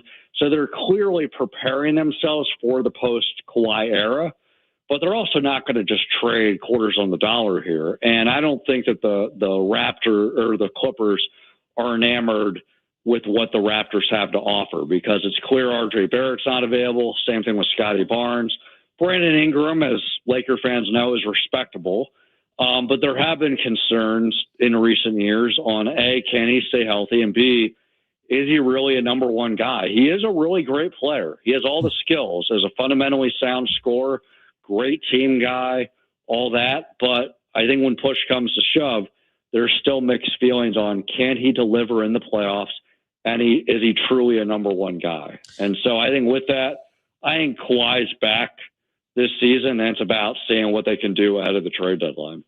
Mark Medina takes some time to join us here, does a number of different things, including Fox Sports Radio. So appreciate Mark's time as always. Mark, I'm asked for one of the trades that went down a little bit earlier today. So Ja Morant joins the Portland Trailblazers. I'm curious to just get your opinion on this. What do you think Ja Morant can still bring to the table in the NBA? And you know this, I know it, a lot of NBA fans know this. There was a time where Ja Morant was must-watch basketball, and now he's obviously a part of the Portland Trailblazers. What is the best version of Ja Morant you think they can get out of Portland? Well, I'll be clear. I think I would think that this deal is something as a precursor. So us talking about Ja Morant might be irrelevant by tomorrow. And I'm not hearing anyone tell me that. It's just I don't see what the fit doesn't make any sense. Damian Lillard is expected to come back at some point next season. Denny Avdia has been an all-star player. Mm-hmm. They have Scoot Henderson. He's had some ups and downs, but he's a serviceable guard. I don't see how the fit works. And on paper, Ja Morant's great. Like, he's athletic, competitive for what it's worth, even with all his issues with availability, not always seeing eye to eye with coaches, and obviously the Instagram Live video with the guns. Like, his former teammates at the Grizzlies would swear by his leadership and say, hey, behind the scenes, he's a great guy, great motivator, talks about the game, doesn't try to be demeaning. But purely from a fit standpoint, this deal does not make any sense at all. So because of that, I would think for the Blazers' sake that they're not done doing business. But if they are done doing business, this is one gigantic head scratcher. Mark Medina with us right now. From the top of the Western Conference perspective, what type of summer is it going to be for both San Antonio and Oklahoma City? Some players that are going to be back, like Lou Dort, for example, they exercise that option. But, like, what are your expectations for both San Antonio and Oklahoma City? Are they just kind of doubling down on where they are moving forward? Yeah, I think, clearly that each player has their own generational star, MVP caliber player. That's a great starting point.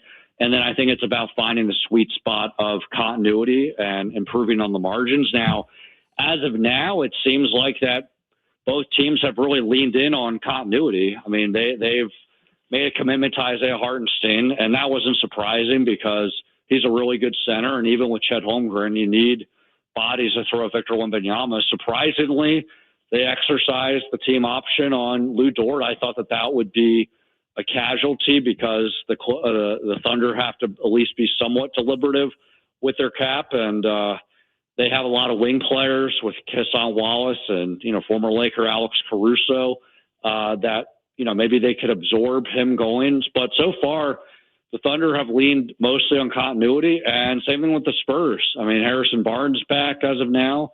I think there's obviously question marks about, because of De'Aaron Fox's playoff shortcomings, what's his future like. But as much as it would be good for them to get off that contract, I don't think that that's realistic to do right away because he literally just extended last summer. So it might be one of those things that they deal with everything next season as far as where his standing is on the depth chart compared to Dylan Harper, Stephon Castle, and then make a deal later on. But I would be surprised they do it this summer just because it's so soon. So, and that's the challenging part with every other team, that there is a pretty big gap between them and, the Spurs and the Thunder.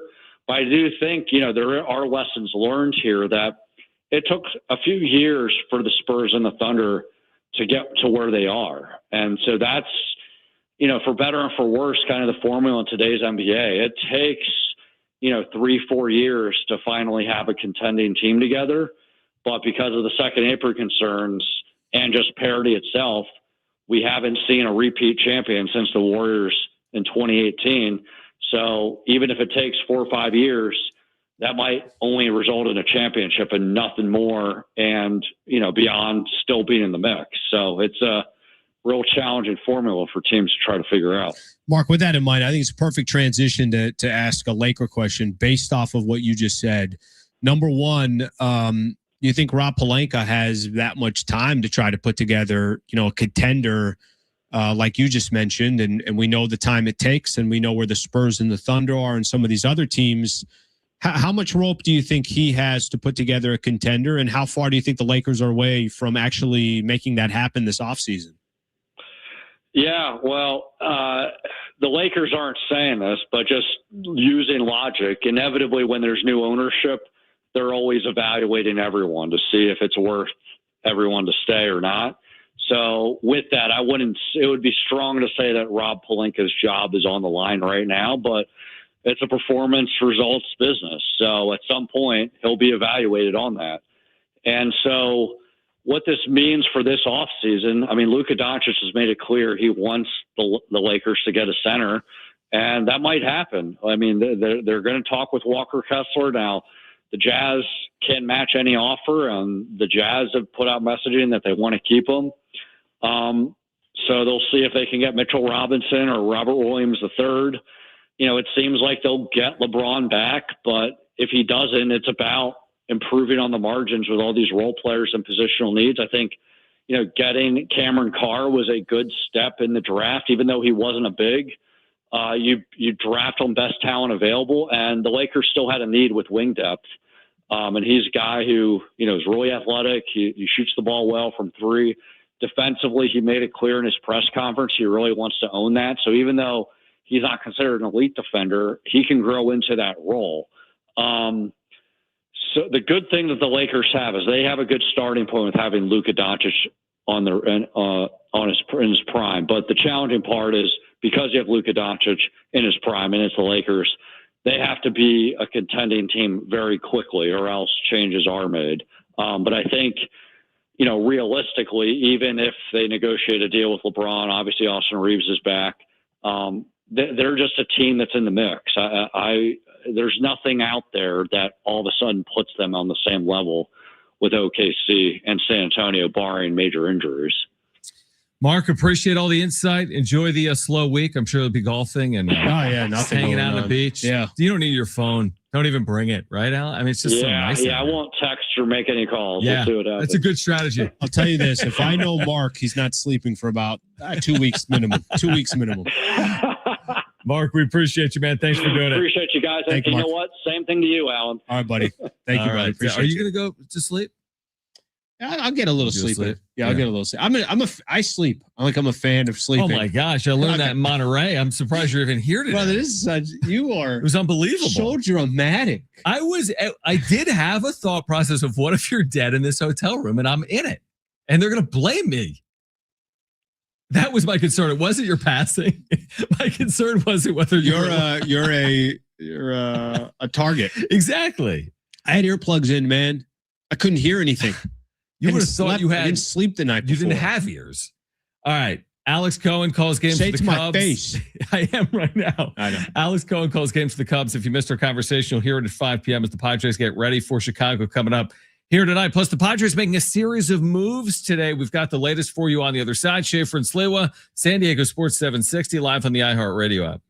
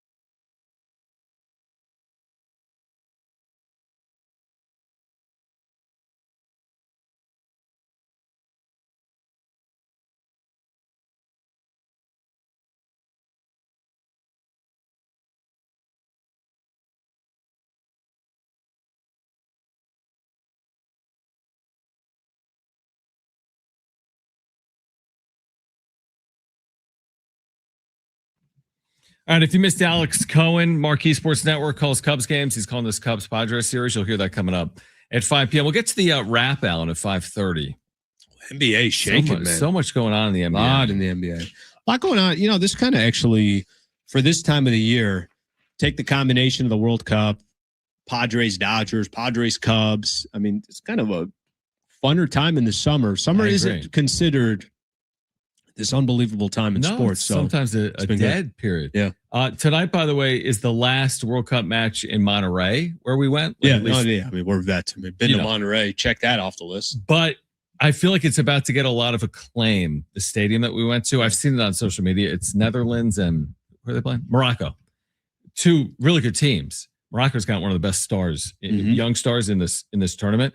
But like, you're going to hear it tonight. Like this stadium that we went to, like I don't really take that for granted. In terms of like cooler backdrops for a sporting event that I've attended. Oh, cool. Cool. I went to 3 Rose Bowls. You've been to 3-4 Rose Bowls. Yeah. I thought that's a really cool. I mean, that's an amazing backdrop. I mean, Pasadena is an amazing backdrop, but Monterey, like of all the stadiums we could have gone to, it was just awesome. It was unique. It was cool. Yeah. And it's also like, there is the energy inside it kind of holds in the noise too. It was a good like environment. An open arena will obviously it will travel easier out of from a noise perspective. Monterey was phenomenal. It was really good. All right. Jake Cronenworth, active for the first time in forever, was dealing with concussion-like symptoms. Luis Campisano, this has to be encouraging. He's beginning a rehab start in AAA. He's been out for forever with a foot fracture. Not only do they need both to perform. I think it's kind of as simple as that right now. Like we can say, well, you need more from Merrill and Machado. We've said it all year. They need more from their entire lineup. Yeah, they need everybody. So Jake Cronenworth bats ninth tonight. I guess he's just back to their primary second baseman, starting at second. Yeah, listen, they will obviously start doing what they're doing and try to kind of turn the page in regards to one series and start another. I like something Kevin Acee said, and you're right. They need everybody to obviously, as a group here, figure stuff out. But here's what I will say, and I think this is going to be how they bounce back this week is going to be really interesting to see. True. How they bounce back specifically against the Cubs will be very interesting to see. You didn't play clearly your best baseball over the 3-game set. To be honest with you, I think at this point, I'm only expecting to get 1 of 3 when they play the Dodgers. I think it's more of a surprise if they take 2 of 3. That's just how I've been trained. What about a 4-game series coming up? You got to hope for a split, but know that it's going to be hard. Like that's just like, so I think how they respond against Chicago, who's playing some good ball right now. It's actually, if you want to get over what just happened last weekend, you're going to get a chance to against Chicago because that's a tough series in front of you. This is one of the teams that you're chasing. There's only X amount of wild card spots. So it's going to be interesting how they respond to this. You know, the adage, like, don't let a team beat you twice. That applies right here. The hangover effect, the dynamics at play, the division you're in, the team you're playing next. Sure. This is sandwiched between 7 Dodger games. This little 3-game series at the friendly confines with the wind blowing out and at 90 degrees outside is sandwiched between 7 games against the LA Dodgers. This is not a series you can just say, look back and be like, oh, they lost 2 out of 3. It would have been nice if they took 2 out of 3. To your point, the Cubs are a clear team you're going to vie with over the course of the next 3 months to make the postseason. Are they not? I mean, I think they are. They're I mean, unless they kind of ran with it, right? Like I think there's. Let's put it this way. I think there's certain teams. There was a point where you thought, well, the Padres, they might actually even be better than the Philadelphia Phillies. I don't know how much we thought, but there was a point they were 10 games below 500. Philly's now 10 games over 500. Before the season started, it was like, hey, that was expected. You're not going to vie with Philadelphia, in my opinion. Okay. But teams like St. Louis, Arizona, I mean, those were the teams that you kind of thought you're going to be fighting. Chicago, I don't really know that much about the Cubbies. I know last year it felt like in the wild card round, they had a legitimate chance of beating the Cubbies. Chicago's gone on such weird stretches this season, and they're on a stretch now that's more of a positive one. But it's more important as you look at, San Diego to worry about some of these other matchups. Because, listen, I think anybody, if you take anything away from the Dodger-Padre series, and you could even look at the first 6 games, Padres are going to have some games where they're hanging around, They might even win a game or two. But at the end of the day, there's such a disparity in talent. And it's not even just the talent. I think there's also just a mentality. They don't believe they can beat them either. That's not just a Padre Dodger thing. Dodgers are doing that to many teams. There's a reason why the best record in baseball. But you got to play the Dodgers and learn as much as you can in the regular season. But it's really these other matchups where there's opportunity. You take 2 or 3 from the Cubbies, it's much easier to swallow losing 2 or 3 to the Dodgers because you know the Cubs are going to be the team that you're fighting against. Yeah, I mean, despite all of this, where this team, the Padres at one point were 11 over 500, so they're 7 under since. They've been 7 under for 2 months, right? Half game out of the all of wild card. that. Yeah, half game out of a playoff spot with 80 to play. I mean, literally nothing has been determined. And St. Louis is coming back down to earth, so that has something to do with it as well. They should be in the conversation. It's as simple as that. The National League, like just the way baseball's postseason is constructed now, if you're trying to win, you should be in the conversation. So we'll see if they are or not. All right. On the other side, if you missed Alex Cohen, he calls games for the Cubs. He'll be calling the game tonight on Marquee in Chicago. You'll hear that conversation on the other side. The wrap is coming up at 5:30. We do need to announce a winner for these tickets to see 5 Seconds of Summer, and that'll be July 9th at Viejas Arena. So we'll announce a winner for that coming up in the 5 o'clock hour as well. Schaefer and Slee with San Diego Sports 760 live on the iHeartRadio app.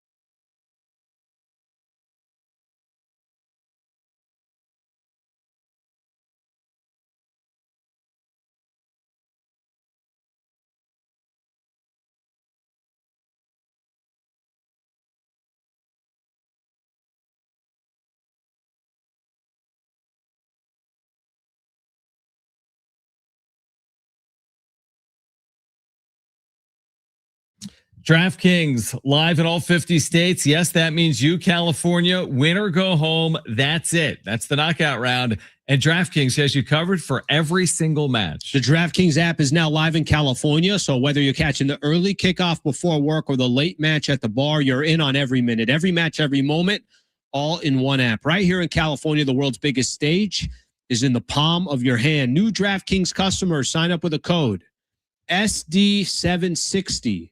Spend $5 to get $200 in total rewards over 21 days. That's code SD760.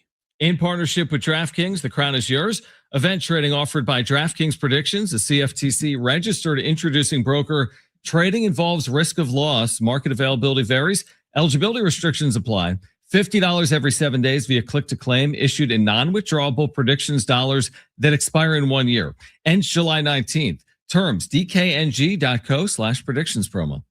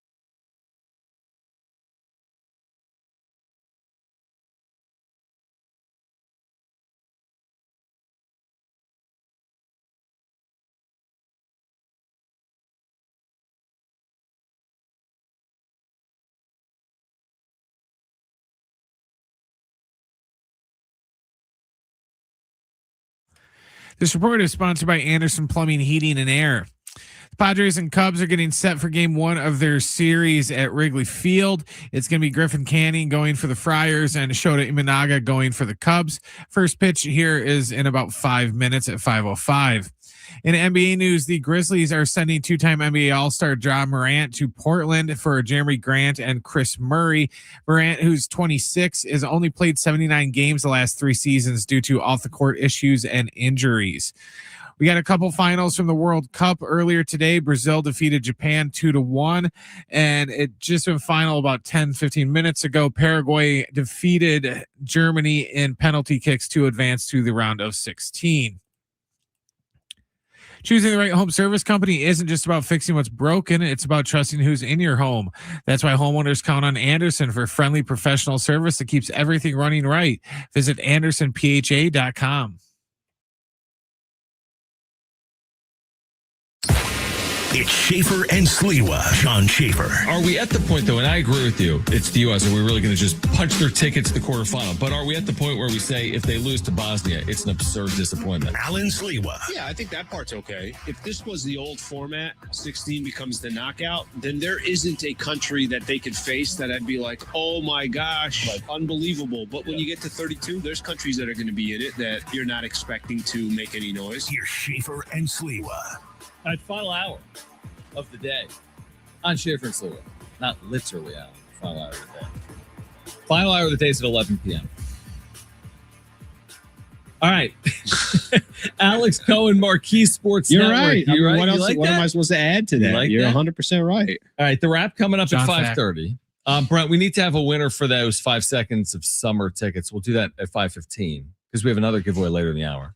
So I'll have a winner for the 5 seconds of summer tickets coming up in about 15 minutes. But if you missed Alex Cohen, calling Cubs games for Marquee Sports Network as the Padres get ready for the Cubs, we started the conversation by asking about the helter-skelter Cubs with long winning and losing streaks this year. Yeah, no, not a problem. Thanks for having me on. And you're putting it lightly. I mean, it's 10-game winning streak, 10-game losing streak, 10-game winning streak, struggle for a little bit, then win 12 out of 16. And it's really brought on by the offense. You look at March and April, they're one of the best offenses in baseball. They go on, one 10-game winning streak and start another in May. They're a bottom 5 offense in baseball. They have a 10-game losing streak, and then they win 12 out of 16 now in the month of June, and they're a top 5 offense again. So it really comes with the bats and how Crow Armstrong goes, how Michael Busch goes, how Matt Shaw goes, although he was placed on the injured list, how Seiya Suzuki goes, this team goes.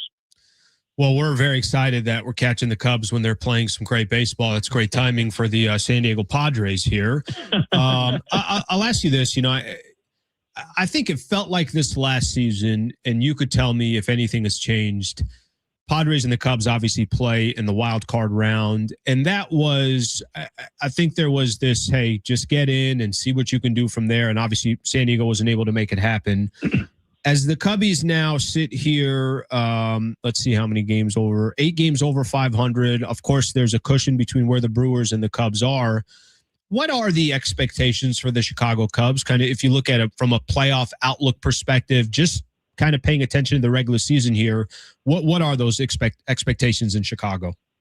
Well, you just go back to last year where they win 90-plus games and they make it to the postseason and they win a series at Wrigley Field and they lose to the Milwaukee Brewers in the NLDS, and then you sign Alex Bregman, you trade for Edward Cabrera, so your expectations are to win 90 games again, to make it to the playoffs again, to win a series at Wrigley Field again, and then, beat the Brewers or another team in the NLDS to get to the NLCS. It's just progression. So, I think this year, with as helter-skelter as they've been after the first half of the season, they were on pace for 88 wins, so right where they needed to be. And then you go on the road trip, you go 6-1, and you sweep the Mets at the Mets, which I understand that they're struggling, but it's still going out to New York to Citi Field and sweeping a series that's big, and then go up to Milwaukee and take 2 out of 3 after the Brewers came into Wrigley Field in May and swept the Cubs and really beat the pants off them. So I think expectations are still high. It's not necessarily, hey, we have to win the division. Hey, we have to go to the World Series. Hey, we have to win the World Series, but it's to play good baseball, get into October,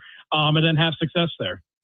Alex Cohen calls games for the Cubs on Marquee. He's with us right now. Of course, Padres and Cubs get this 3-game series underway in just about 2 hours or less. Shota Imanaga will probably go 7 innings, allow 1 hit tonight because he's been awful recently. I'm looking at his numbers. That's the story of the Padres. Do you see how we feel? It's the You see what I feel out here? If you had to watch this every single day, you'd be saying the same thing. His last 7 starts, though, and you know this better than I do, he's got a 7.41 ERA. What's going on with Imanaga? Well, first of all, I just love the positivity from you guys. I can just feel it. I really can. We appreciate it's palpable. With Shota, just his first 9 starts of the season were tremendous. And then he got bulked into 4 or 5 starts in a row where he struggled.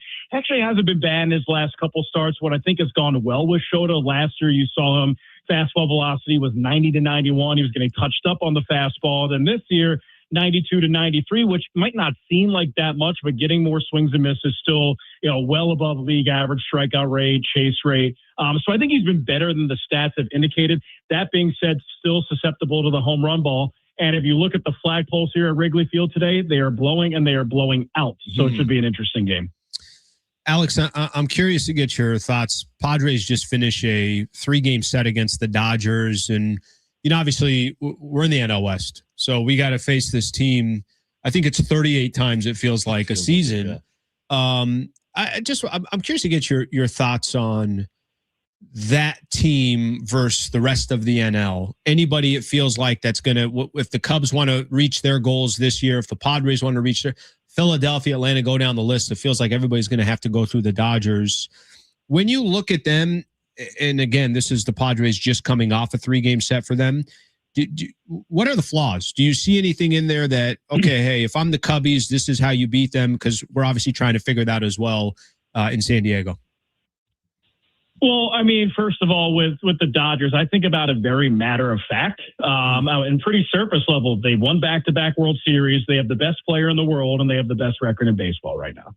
So it's just as simple as when they're healthy, they're going to be tough to beat. If they get injured, they find themselves slumping, you can get to them a little bit. But, yeah, I mean, it's really difficult to face off a team like that that's had so much success, and then you have the best player in the world, and he is, pitching like that and hitting like that. So it's real tough to crack the code. That's the Dodgers. I mean, when you sign Kyle Tucker to a 4-year, $240 million deal, and he's got, a 700 OPS, and you're still winning, things are looking pretty good in Dodger blue. When it comes to, your team, the Padres, it's really interesting. I mean, you look at your overall offensive numbers, and they're not particularly good, but you still have Manny Machado in the lineup, who's hitting better in the month of June. You still have Fernando Tatis Jr. who's hitting really well in the month of June. It's like a 20-plus game on-base streak. He's finally hit a home run. The Padres aren't a team that you could take lightly, because if you do, they'll come in here and they'll probably win 3. So still think that they're talented. I still think that your Padres team has a top 5 bullpen in baseball. You need to get more stability out of the starting rotation, and you need to get more production out of your stars. But if they do that and you can get some more starting pitching, you're tough to beat. Is it surprising from the outside looking in? Alex Cohen is with us. He calls games for the Cubs on Marquee. He'll call tonight in the series between the Padres and the Cubs. How surprising is it that the Padres are 30th in baseball in on-base plus slugging? It's not particularly close. The Mets are 13 points higher. For example, the team that the Padres just played, the Dodgers, are number 1, obviously, in baseball and on-base plus slugging. It felt that way over the last couple of days. But is it surprising from afar that a team that's invested as much as San Diego has this bad of an offense? I look at a roster that has Manny Machado, Fernando Tatis Jr., Xander Bogaerts, Jackson Merrill, and for the most part, they've been relatively healthy all season. Relatively is in quotations. Yeah. And the fact that you have those 4 guys in your lineup and you've gotten a big year out of Gavin Sheets, that you're 30th in that you're 30th in OBP, that you're 30th in slugging, that you're 30th in OPS, that you're 30th in runs scored, it's shocking. Now, I would have said if you guys were a little bit more banged up, and you've had some injuries, let's not put that aside. You've had injuries, but yeah, the fact that Manny's been in the lineup all year, he's hitting 188, he has 15 home runs. Yeah, I'm a little surprised. Well, Alex, a final one from me. Just I think what you said a little bit earlier that, if you take the Padres lightly, they can take 3 or 4. And let's, I know we're coming off a weekend where it just wasn't good baseball from the Padres, but they did sweep the Atlanta Braves, coming into this. And yes, there's been ups and there's been downs. What just overall, as you look at San Diego, and we obviously get ready for this series, Can you also just kind of give us an idea when the Cubs are not looking at their best? What does that look like? And if there are some holes that the Padres can take advantage of, what is that recipe?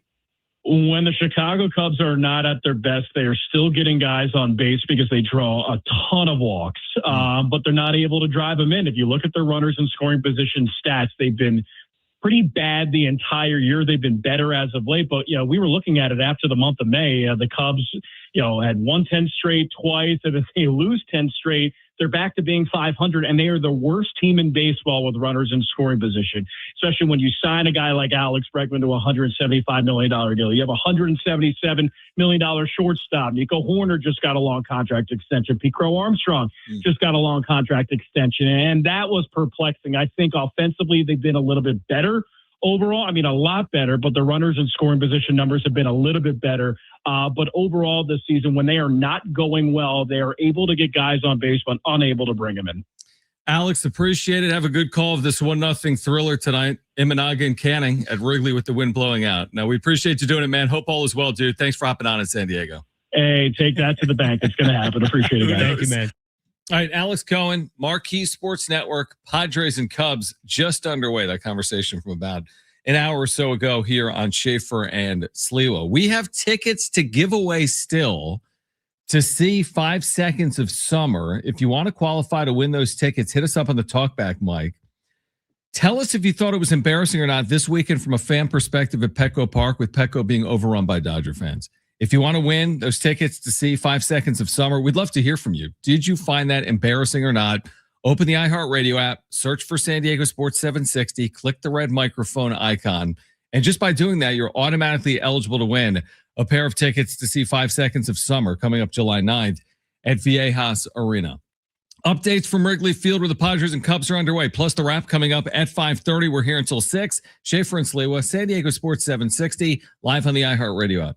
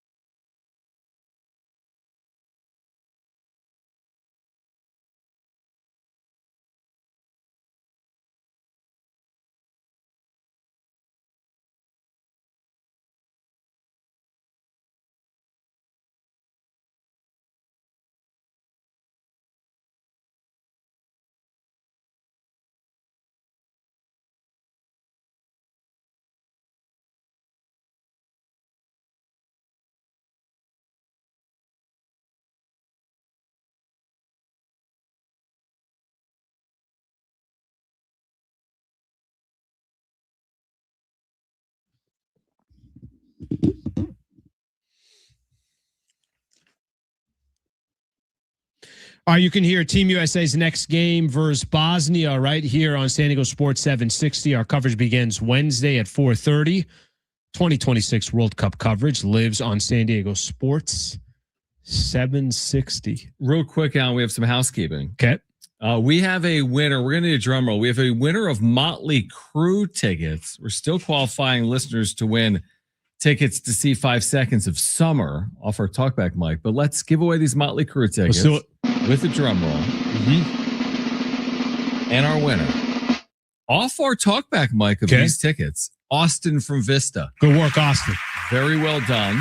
He's won a pair of tickets to see Motley Crue with Tesla and Extreme, September 18th, North Island Credit Union Amphitheater. Make it a summer of live at North Island Credit Union Amphitheater. 4 lawn tickets for $99. Get your friends, grab tickets now at livenation.com.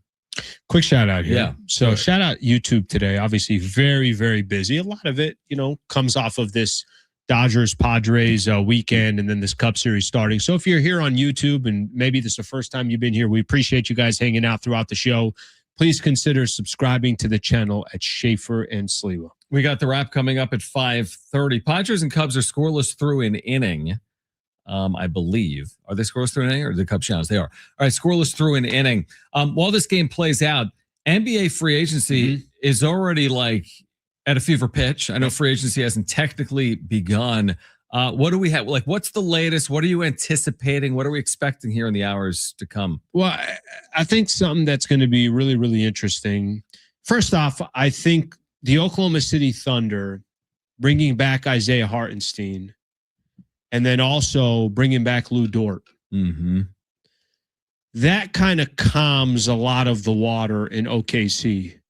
Then they gave up a couple of guys. Isaiah Joe's not there. Aaron Wiggins isn't there. But those are not players that I think we're going to dictate a championship. Do you remember we watched that Game 7, which was such a great series between the Spurs and the Thunder, and Chet Holmgren had just an awful, awful playoff run, specifically a Game 7, but it wasn't as good as he thought. And there was a lot of kind of chatter about, oh my gosh, what are they going to do? They're going to trade Chet Holmgren, this, that. What the Thunder just did, where they used their draft pick. Yes, they made some kind of trades on draft night because they only have so many roster spots. They got rid of ancillary players further and further down the bench. The Thunder did exactly what I thought they were going to do. They weren't going to panic.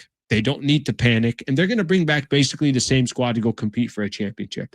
San Antonio isn't going to panic, but I think all the other teams there's going to be a little bit of panic. It's funny. I thought it was interesting with Mark Medina, talking about the Lakers and basically saying the chances of the Lakers competing with what those two teams have, it's going to be really, really difficult.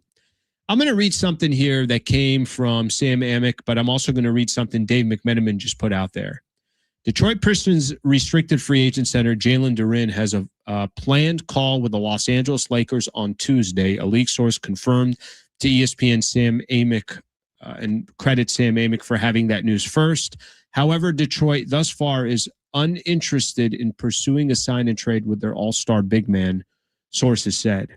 Lakers are in this desperate situation to show Luka Doncic that they can put together a competitive team. And remember that article from Dave McMenamin about an A-list center? I'm not telling you Jalen Duren. He's so young and he's only 22, and we'll find out what he is. But it's kind of interesting stuff that's going to happen in these next couple of days. Players are trying to get paid. Certain teams like the Lakers have the cap space, but not the ability to go after them. It's going to play, or situations like this may really dictate free agency for a lot of teams. Here's what's intriguing to me that was talked about a little bit today, and we just talked about within the last hour. The idea of a Kawhi reunion in Toronto to me is really intriguing. Okay. I think, first of all, he's probably still a rock star. It's their only championship, right? He was there for 1 year. What an amazing postseason, right? That ends up going through Golden State. Now, I get it. He's no longer 29. He's not a kid, but like pound for pound, when he's out there, he still remains one of the better players in the league. What gives you a better chance to win if you're Kawhi? Getting out of the Western Conference, not necessarily going home, but like the reunion with Toronto, the vibes. Like I kind of like the idea of Kawhi leaving the Clippers and going elsewhere right now. It doesn't feel like they're destined to win immediately. I'm not saying Toronto is, but I think it's intriguing if he were to be dealt. I think it's also, says something about the Clippers. The Clippers have said, like, look at what the Clippers were last year. They were the oldest team in the NBA. They had James Harden on there. They had Nicholas Batum, Brook Lopez. Like, you're looking at all these guys. You're like, damn, this team is super, super old. And then they end up, Darius Garland's 10 years younger than Harden? James Harden. You end up with Benedict Mathurin. Now, I think the Ivica Zubats, I'd question why they traded him. And now if they trade Kawhi Leonard, I think the Clippers basically said, this ain't it. It ain't happening. And I think there's reason why there's Kawhi conversation about potential trades. They don't want to offer him a long-term extension or contract. So I think it's also the Clippers saying, this isn't it. And that's something that you have to do if you're a franchise. You have to realize when it's over. That if you had a window, that window was completely done. I think the Clippers have realized that. And that's probably why Kawhi's not going to be on the Clippers next year. If Toronto lands Kawhi, it would be with a longer deal. Like, if you're Toronto, would you be okay with the idea of extending out Kawhi Leonard at this point in his career? I don't know, but I'm assuming it would. I saw some trade reports that I think Brandon Ingram was part of a trade. So you'd have BI. And again, you're just getting younger and younger. If you're the Clippers, that might be the right strategy to take. They would turn that whole thing over. But you got to know your window. Yeah. That's why I know we kind of go back to this. And I know the Padres, it's a completely different kind. They're so pot committed that whether they think, hey, should we start to shift here? I just don't think they're going to, because I feel like they don't have a choice. It's funny because in the NBA, you can kind of go down this path of getting younger a little easier because you don't have 13-year contracts. You have 5-year deals, the max, and they end within a year or two by and large. What was it last week? Last week, one of the things that the ownership was looking at was, hey, let's reduce these contracts to 5 years. Unless it's your own player, then it could you can go to 6 year deal. But it's still, I'm with you on that. The length of the baseball deals are more concerning to me than the dollars that have been given out. The length of the deals makes no sense. You know why they did it too? It was to bring down the price per year, what they call the AAV. That's right. Average AAV became like everything. It's like, oh, well, we could get the AAV down if we give them 100 years. Yeah, it's like paying off credit card debt. I could pay $72 a month, but you owe $40,000. So like at some point you got to pay the bill. And that's the problem with the long deals. Well, Xander's only making $25 a year AAV. Yeah, but it's a bad contract. I don't care what you're paying him per year. And you're better off. Like I'll tie this back to the NBA here real quick. Damian Lillard, it was clearly a bad deal for the Milwaukee Bucks.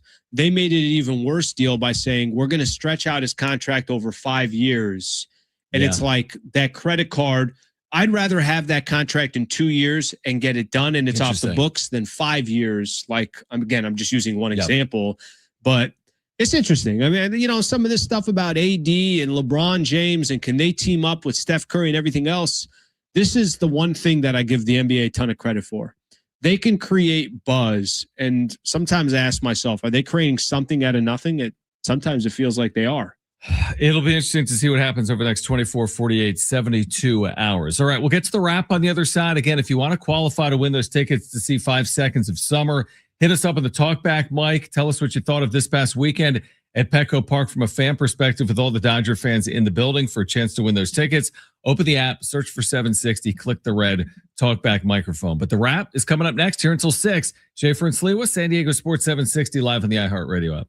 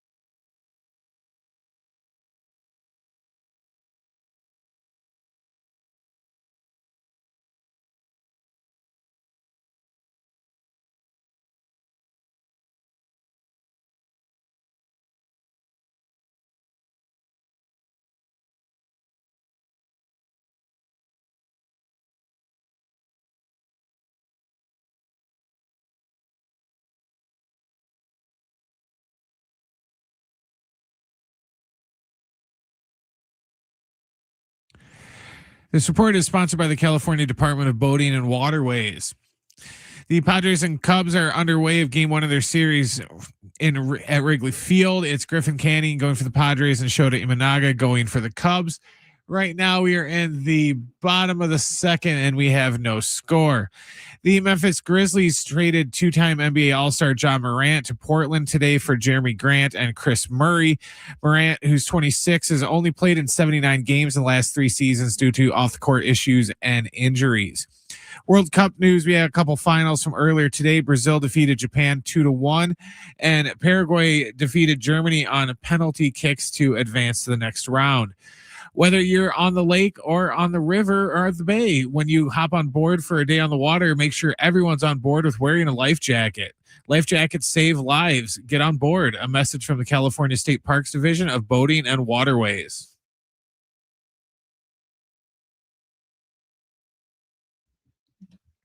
All right, San Diego Sports 760, Schaefer and Sliwa hanging out until 6 p.m. I'm going to crumple up this piece of paper. Yeah, by the way, I hit a shot earlier. I don't know if you saw it. No, wait, let me finish what I was saying. It didn't go in. I bricked it like no tomorrow. Like I literally hit the front of the rim like I was at a real gym.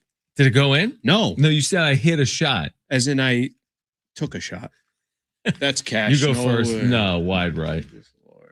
All right, this is going. Missing so the badly. problem is the mic. Hold on. Yep. I made mine. That was a swish. You know what this is? This is just an extension of the bad weekend. It's why we do what we do. No, but I got to be able to hit a jumper.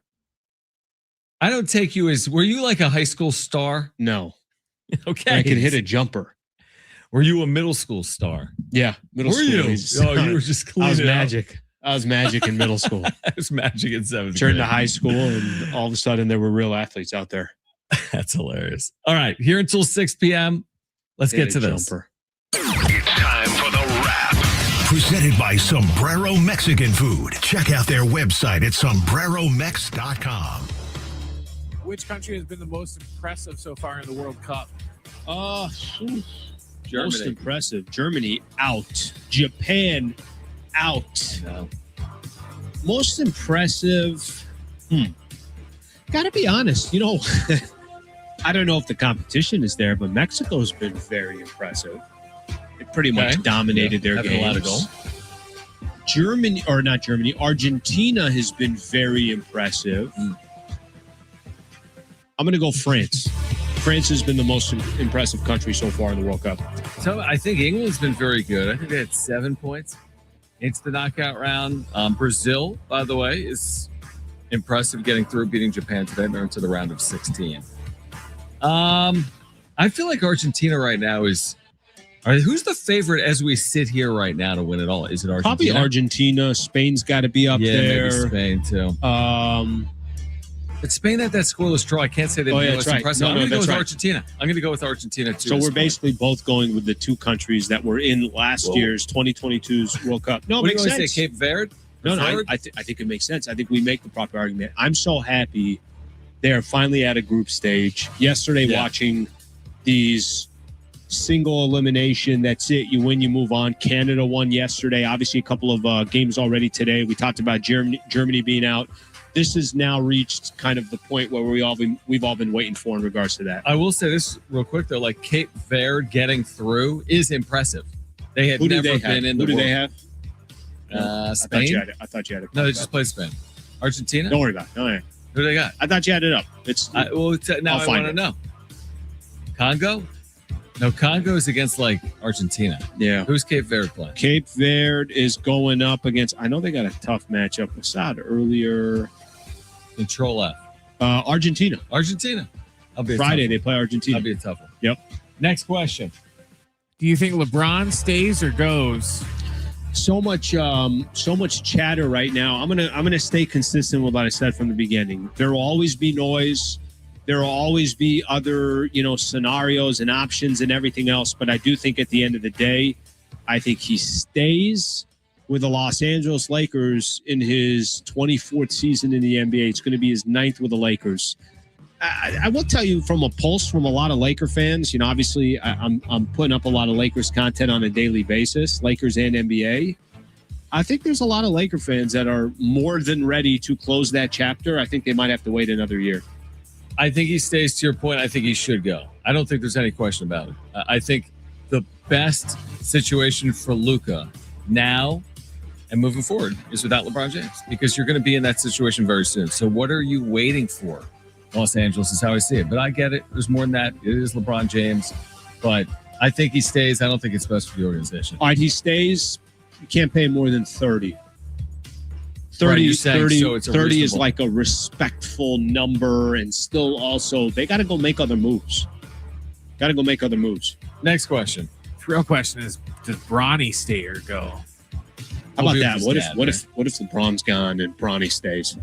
That'd be amazing. I don't think he'll allow it. Do you guys think Portland is a good fit for Ja Morant? No, I don't think it is. And I Portland, let me say this, is a phenomenal basketball market. They care about their NBA team, and I think the Blazers have kind of gone through a weird stage of ownership. Me growing up, the Blazers used to be good. The Sonics were obviously a part of the mix. Ja Morant, I felt like, needed to go to a team where there was already kind of an established base. You relied on a good front office. If you told me he went to, I'm making up teams, but let's just say he went to Boston or San Antonio, there's franchises out there where I think he could have maybe got himself back in the right position. I don't know if Portland's going to be the difference. I'm rooting for Ja Morant. I'd love to see Ja Morant kind of put behind his past and get back to being that must-watch player that he at one point was. I don't have confidence in it, but there's a couple of issues. A, the fit, and B, it's just the Western Conference. Like, what type of leap can be made with the addition of Ja Morant? We keep talking about these 4 or 5 teams. You're kind of blocked in the Western Conference. Like, is Portland all of a sudden to get better?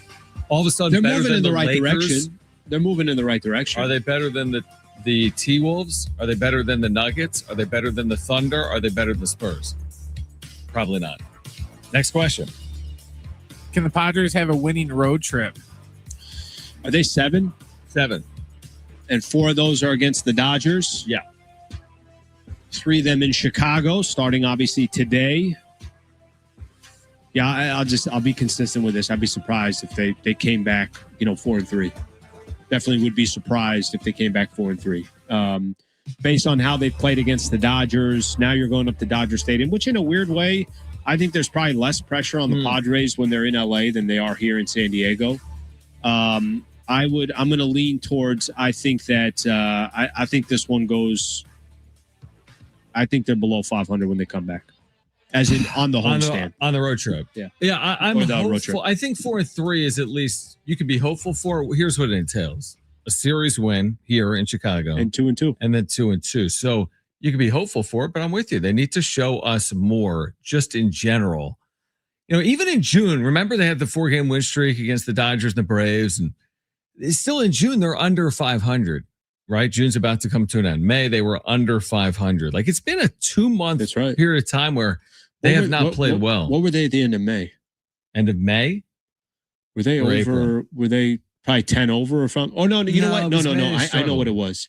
Remember we were trying to see if they can hit that 20 win mark, and it'd be the first time within the month of May since they made the World Series in '98, I want to say. Is that what it was? So I think I don't think they got to 20. It was something like that. It was maybe 19-9. Coming out of April. Oh, I'm sorry. I'm sorry. Coming out of April. Yeah, coming out of April. I think they were 19-9. Okay, so let's use the math on that. And they're 4 games over right now? 4 games over. Mm-hmm. So they've played 6 games under 500 for the last 2 months. Yeah. So that's why, to your point, you're like, well, I'm not overly confident. They're going 4-3 on a road trip through Dodger Stadium. And here's the competition. And again, you're playing the best team in baseball. You got 4 of them. You're on the road for that. I mean, I think that I would ask you to make the justification for me why they come out of this road trip 4-3. I know, but okay, then I'll walk down Starting your path. pitching is the issue. Well, the competition is the issue. Cubbies have won 8 of their last 10. We know what the Dodgers are. So if they go 3-4, they're a 500 team. No, what are they? What are they right now? 4 games over? No, they're 4 games over 500. So they'd be 3 games over 500. Yeah. But again, I would ask the same question. If there's no confidence that they can go 500 or better on this road trip, well, what is all this song and dance about? It's about after this road trip? What do you mean? As in, if, like, what I mean is, why are they adding at the deadline? Why are we, you know what I mean? Why? Why are we going through all of the theatrics of this? Because I think nothing is guaranteed. Again, I'll go back to it. I mean, the goal is still going to be the same goal that we had before the season started, and that is try to work your way into a wild card spot. But are they going to do that with the way they've been playing based on what we're saying? But that's a different, 500 that's a different conversation, right? Like I think you said, why go through the whole song and dance? The song and dance is because they're still in the mix right now. It's a different conversation. I think if we're sitting here, fall out of it. Yeah. Yeah, I don't think that, honestly, I don't think they will. I think they'll remain in the conversation all year long. I'd be very surprised if the Padres fell flat on their face like they did in 2021. That would really surprise me. Now, the numbers would say they could. The offensive numbers and the starting pitching would tell you they could. I just, in watching in real time, they seem too good or too capable of just falling flat on their face like they did in 2021. I don't think anything would surprise me at this point. I mean, I think if you told me that a month from now they're at 500 and they've fallen 4 games out of a wild card spot, that wouldn't surprise me. Yeah, that's nothing though. I mean, that would only be doing what they've done the last 2 months, which would be going 4 games under 500 every month. I'm saying like in 2021 they were like 10-40 in their last 50 games and just were not in it. I hope I'm not wrong. I just don't see that coming. I think the exercise will remain the exercise, which is they'll be a playoff contender come the trade deadline, and we'll see what they do. Scoreless tonight in Chicago, Padres and Cubs in the 3rd inning. An NBA story that we're going to discuss on the other side that's not necessarily a good look for either the player or the league. Here until 6 p.m. Schaefer and Sliwa, San Diego Sports 760 live on the iHeartRadio app.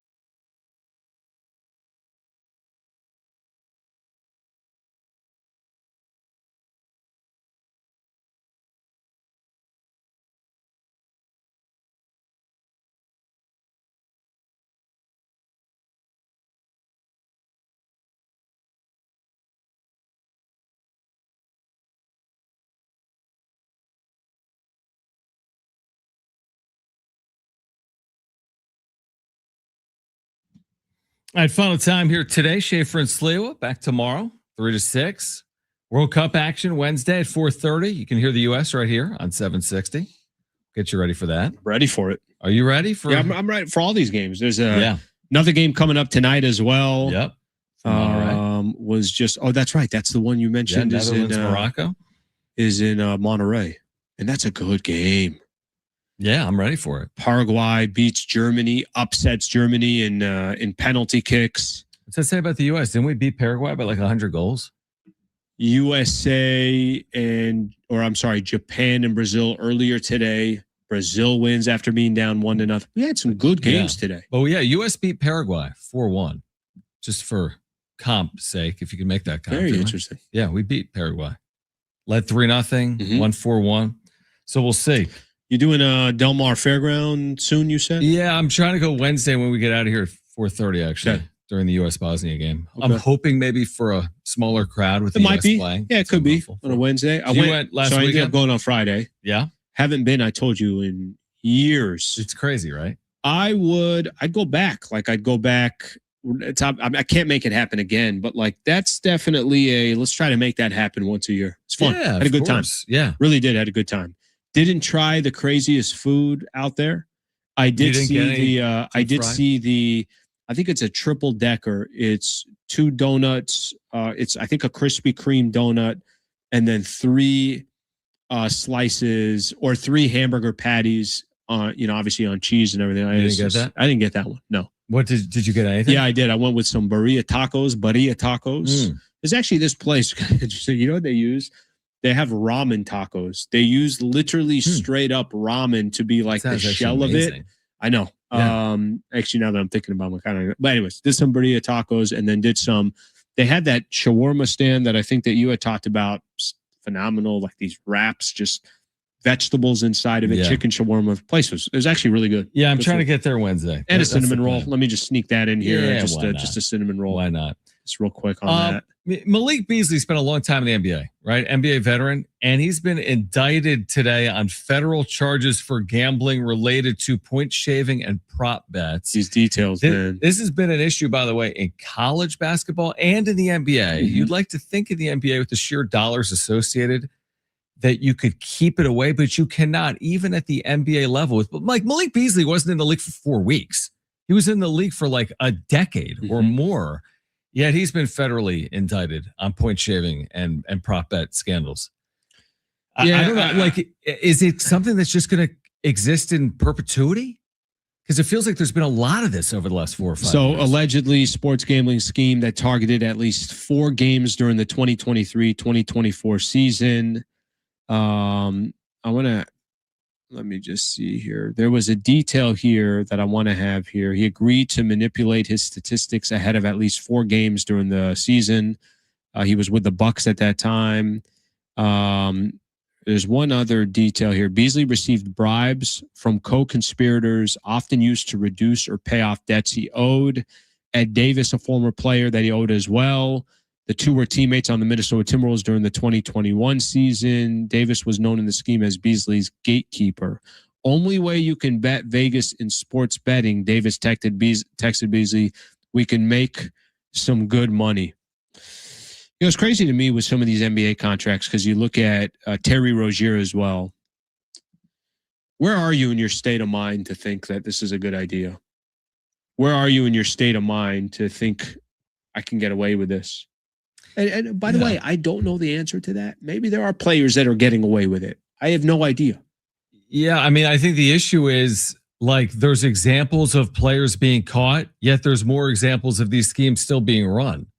So I don't For think it's like the caught, Malik, you're saying? Well, I don't know that, but I'm saying there are players caught, and then there's going to be another story 3 years from now or 1 year from now with another player. As in this Malik Beasley case, I don't think will be the last federal indictment gambling probe on the NBA. Unfortunately, it's the easiest thing in the world. Not just to the do. NBA.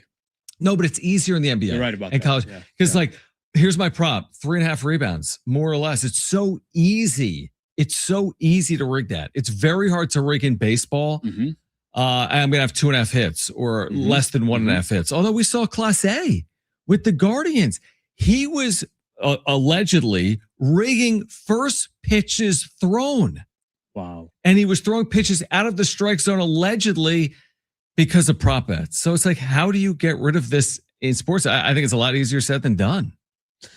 I don't have the answer to it, I don't know how much in a weird way, and maybe this is just kind of my personality, I sympathize with it. I sympathize with somebody that thinks that they're going to get away with it or it's a good idea. Terry Rozier, go look at his money, what his contract was, and what was he betting, like 100,000? I have no idea. Or as in he got a chance, it was the dollars where it's like, that doesn't make any sense. So is there an addiction there? Is there pressure? Do you owe people money that's put you in this scenario? I'm not trying to say that those people are not responsible for whatever they position they are in their life, but Terry Rozier is making good money. Malik Beasley, for being an NBA player, should be okay dollars wise if you play your money properly, but that's a tough story. That's the other part of it. It's like, like in the money conversation, there's people that make $50,000 that have never had one penny of debt in their life. There's other people that could make $50 million and all they have done in their life is owe debts. So it's like, there's so much that goes into it, is the point. Like it's easy for me to say, and I agree with you, this is the point, where it gets kind of, it's easy to say, like, how could you get yourself in that? But it's like, I guess I could see how it could play out, although you'd never want that to happen in a million years. I could see, unfortunately, how that would play out.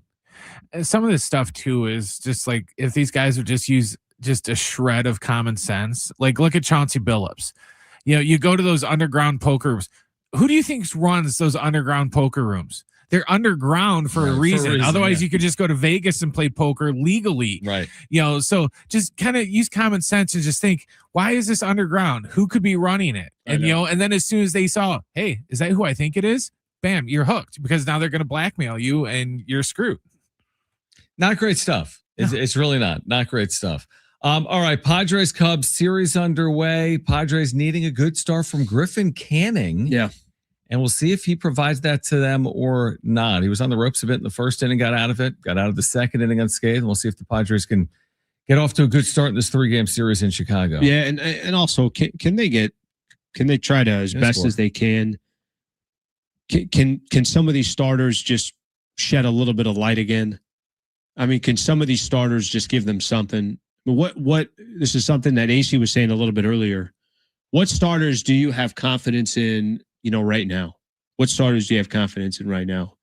And if Walker Buehler is the only starter that you have confidence in, you got a lot bigger issues than just the bats, or you know what I mean? That this is it. If the conversation was before is, hey, your starters are doing their job, but you're still losing games 3-2.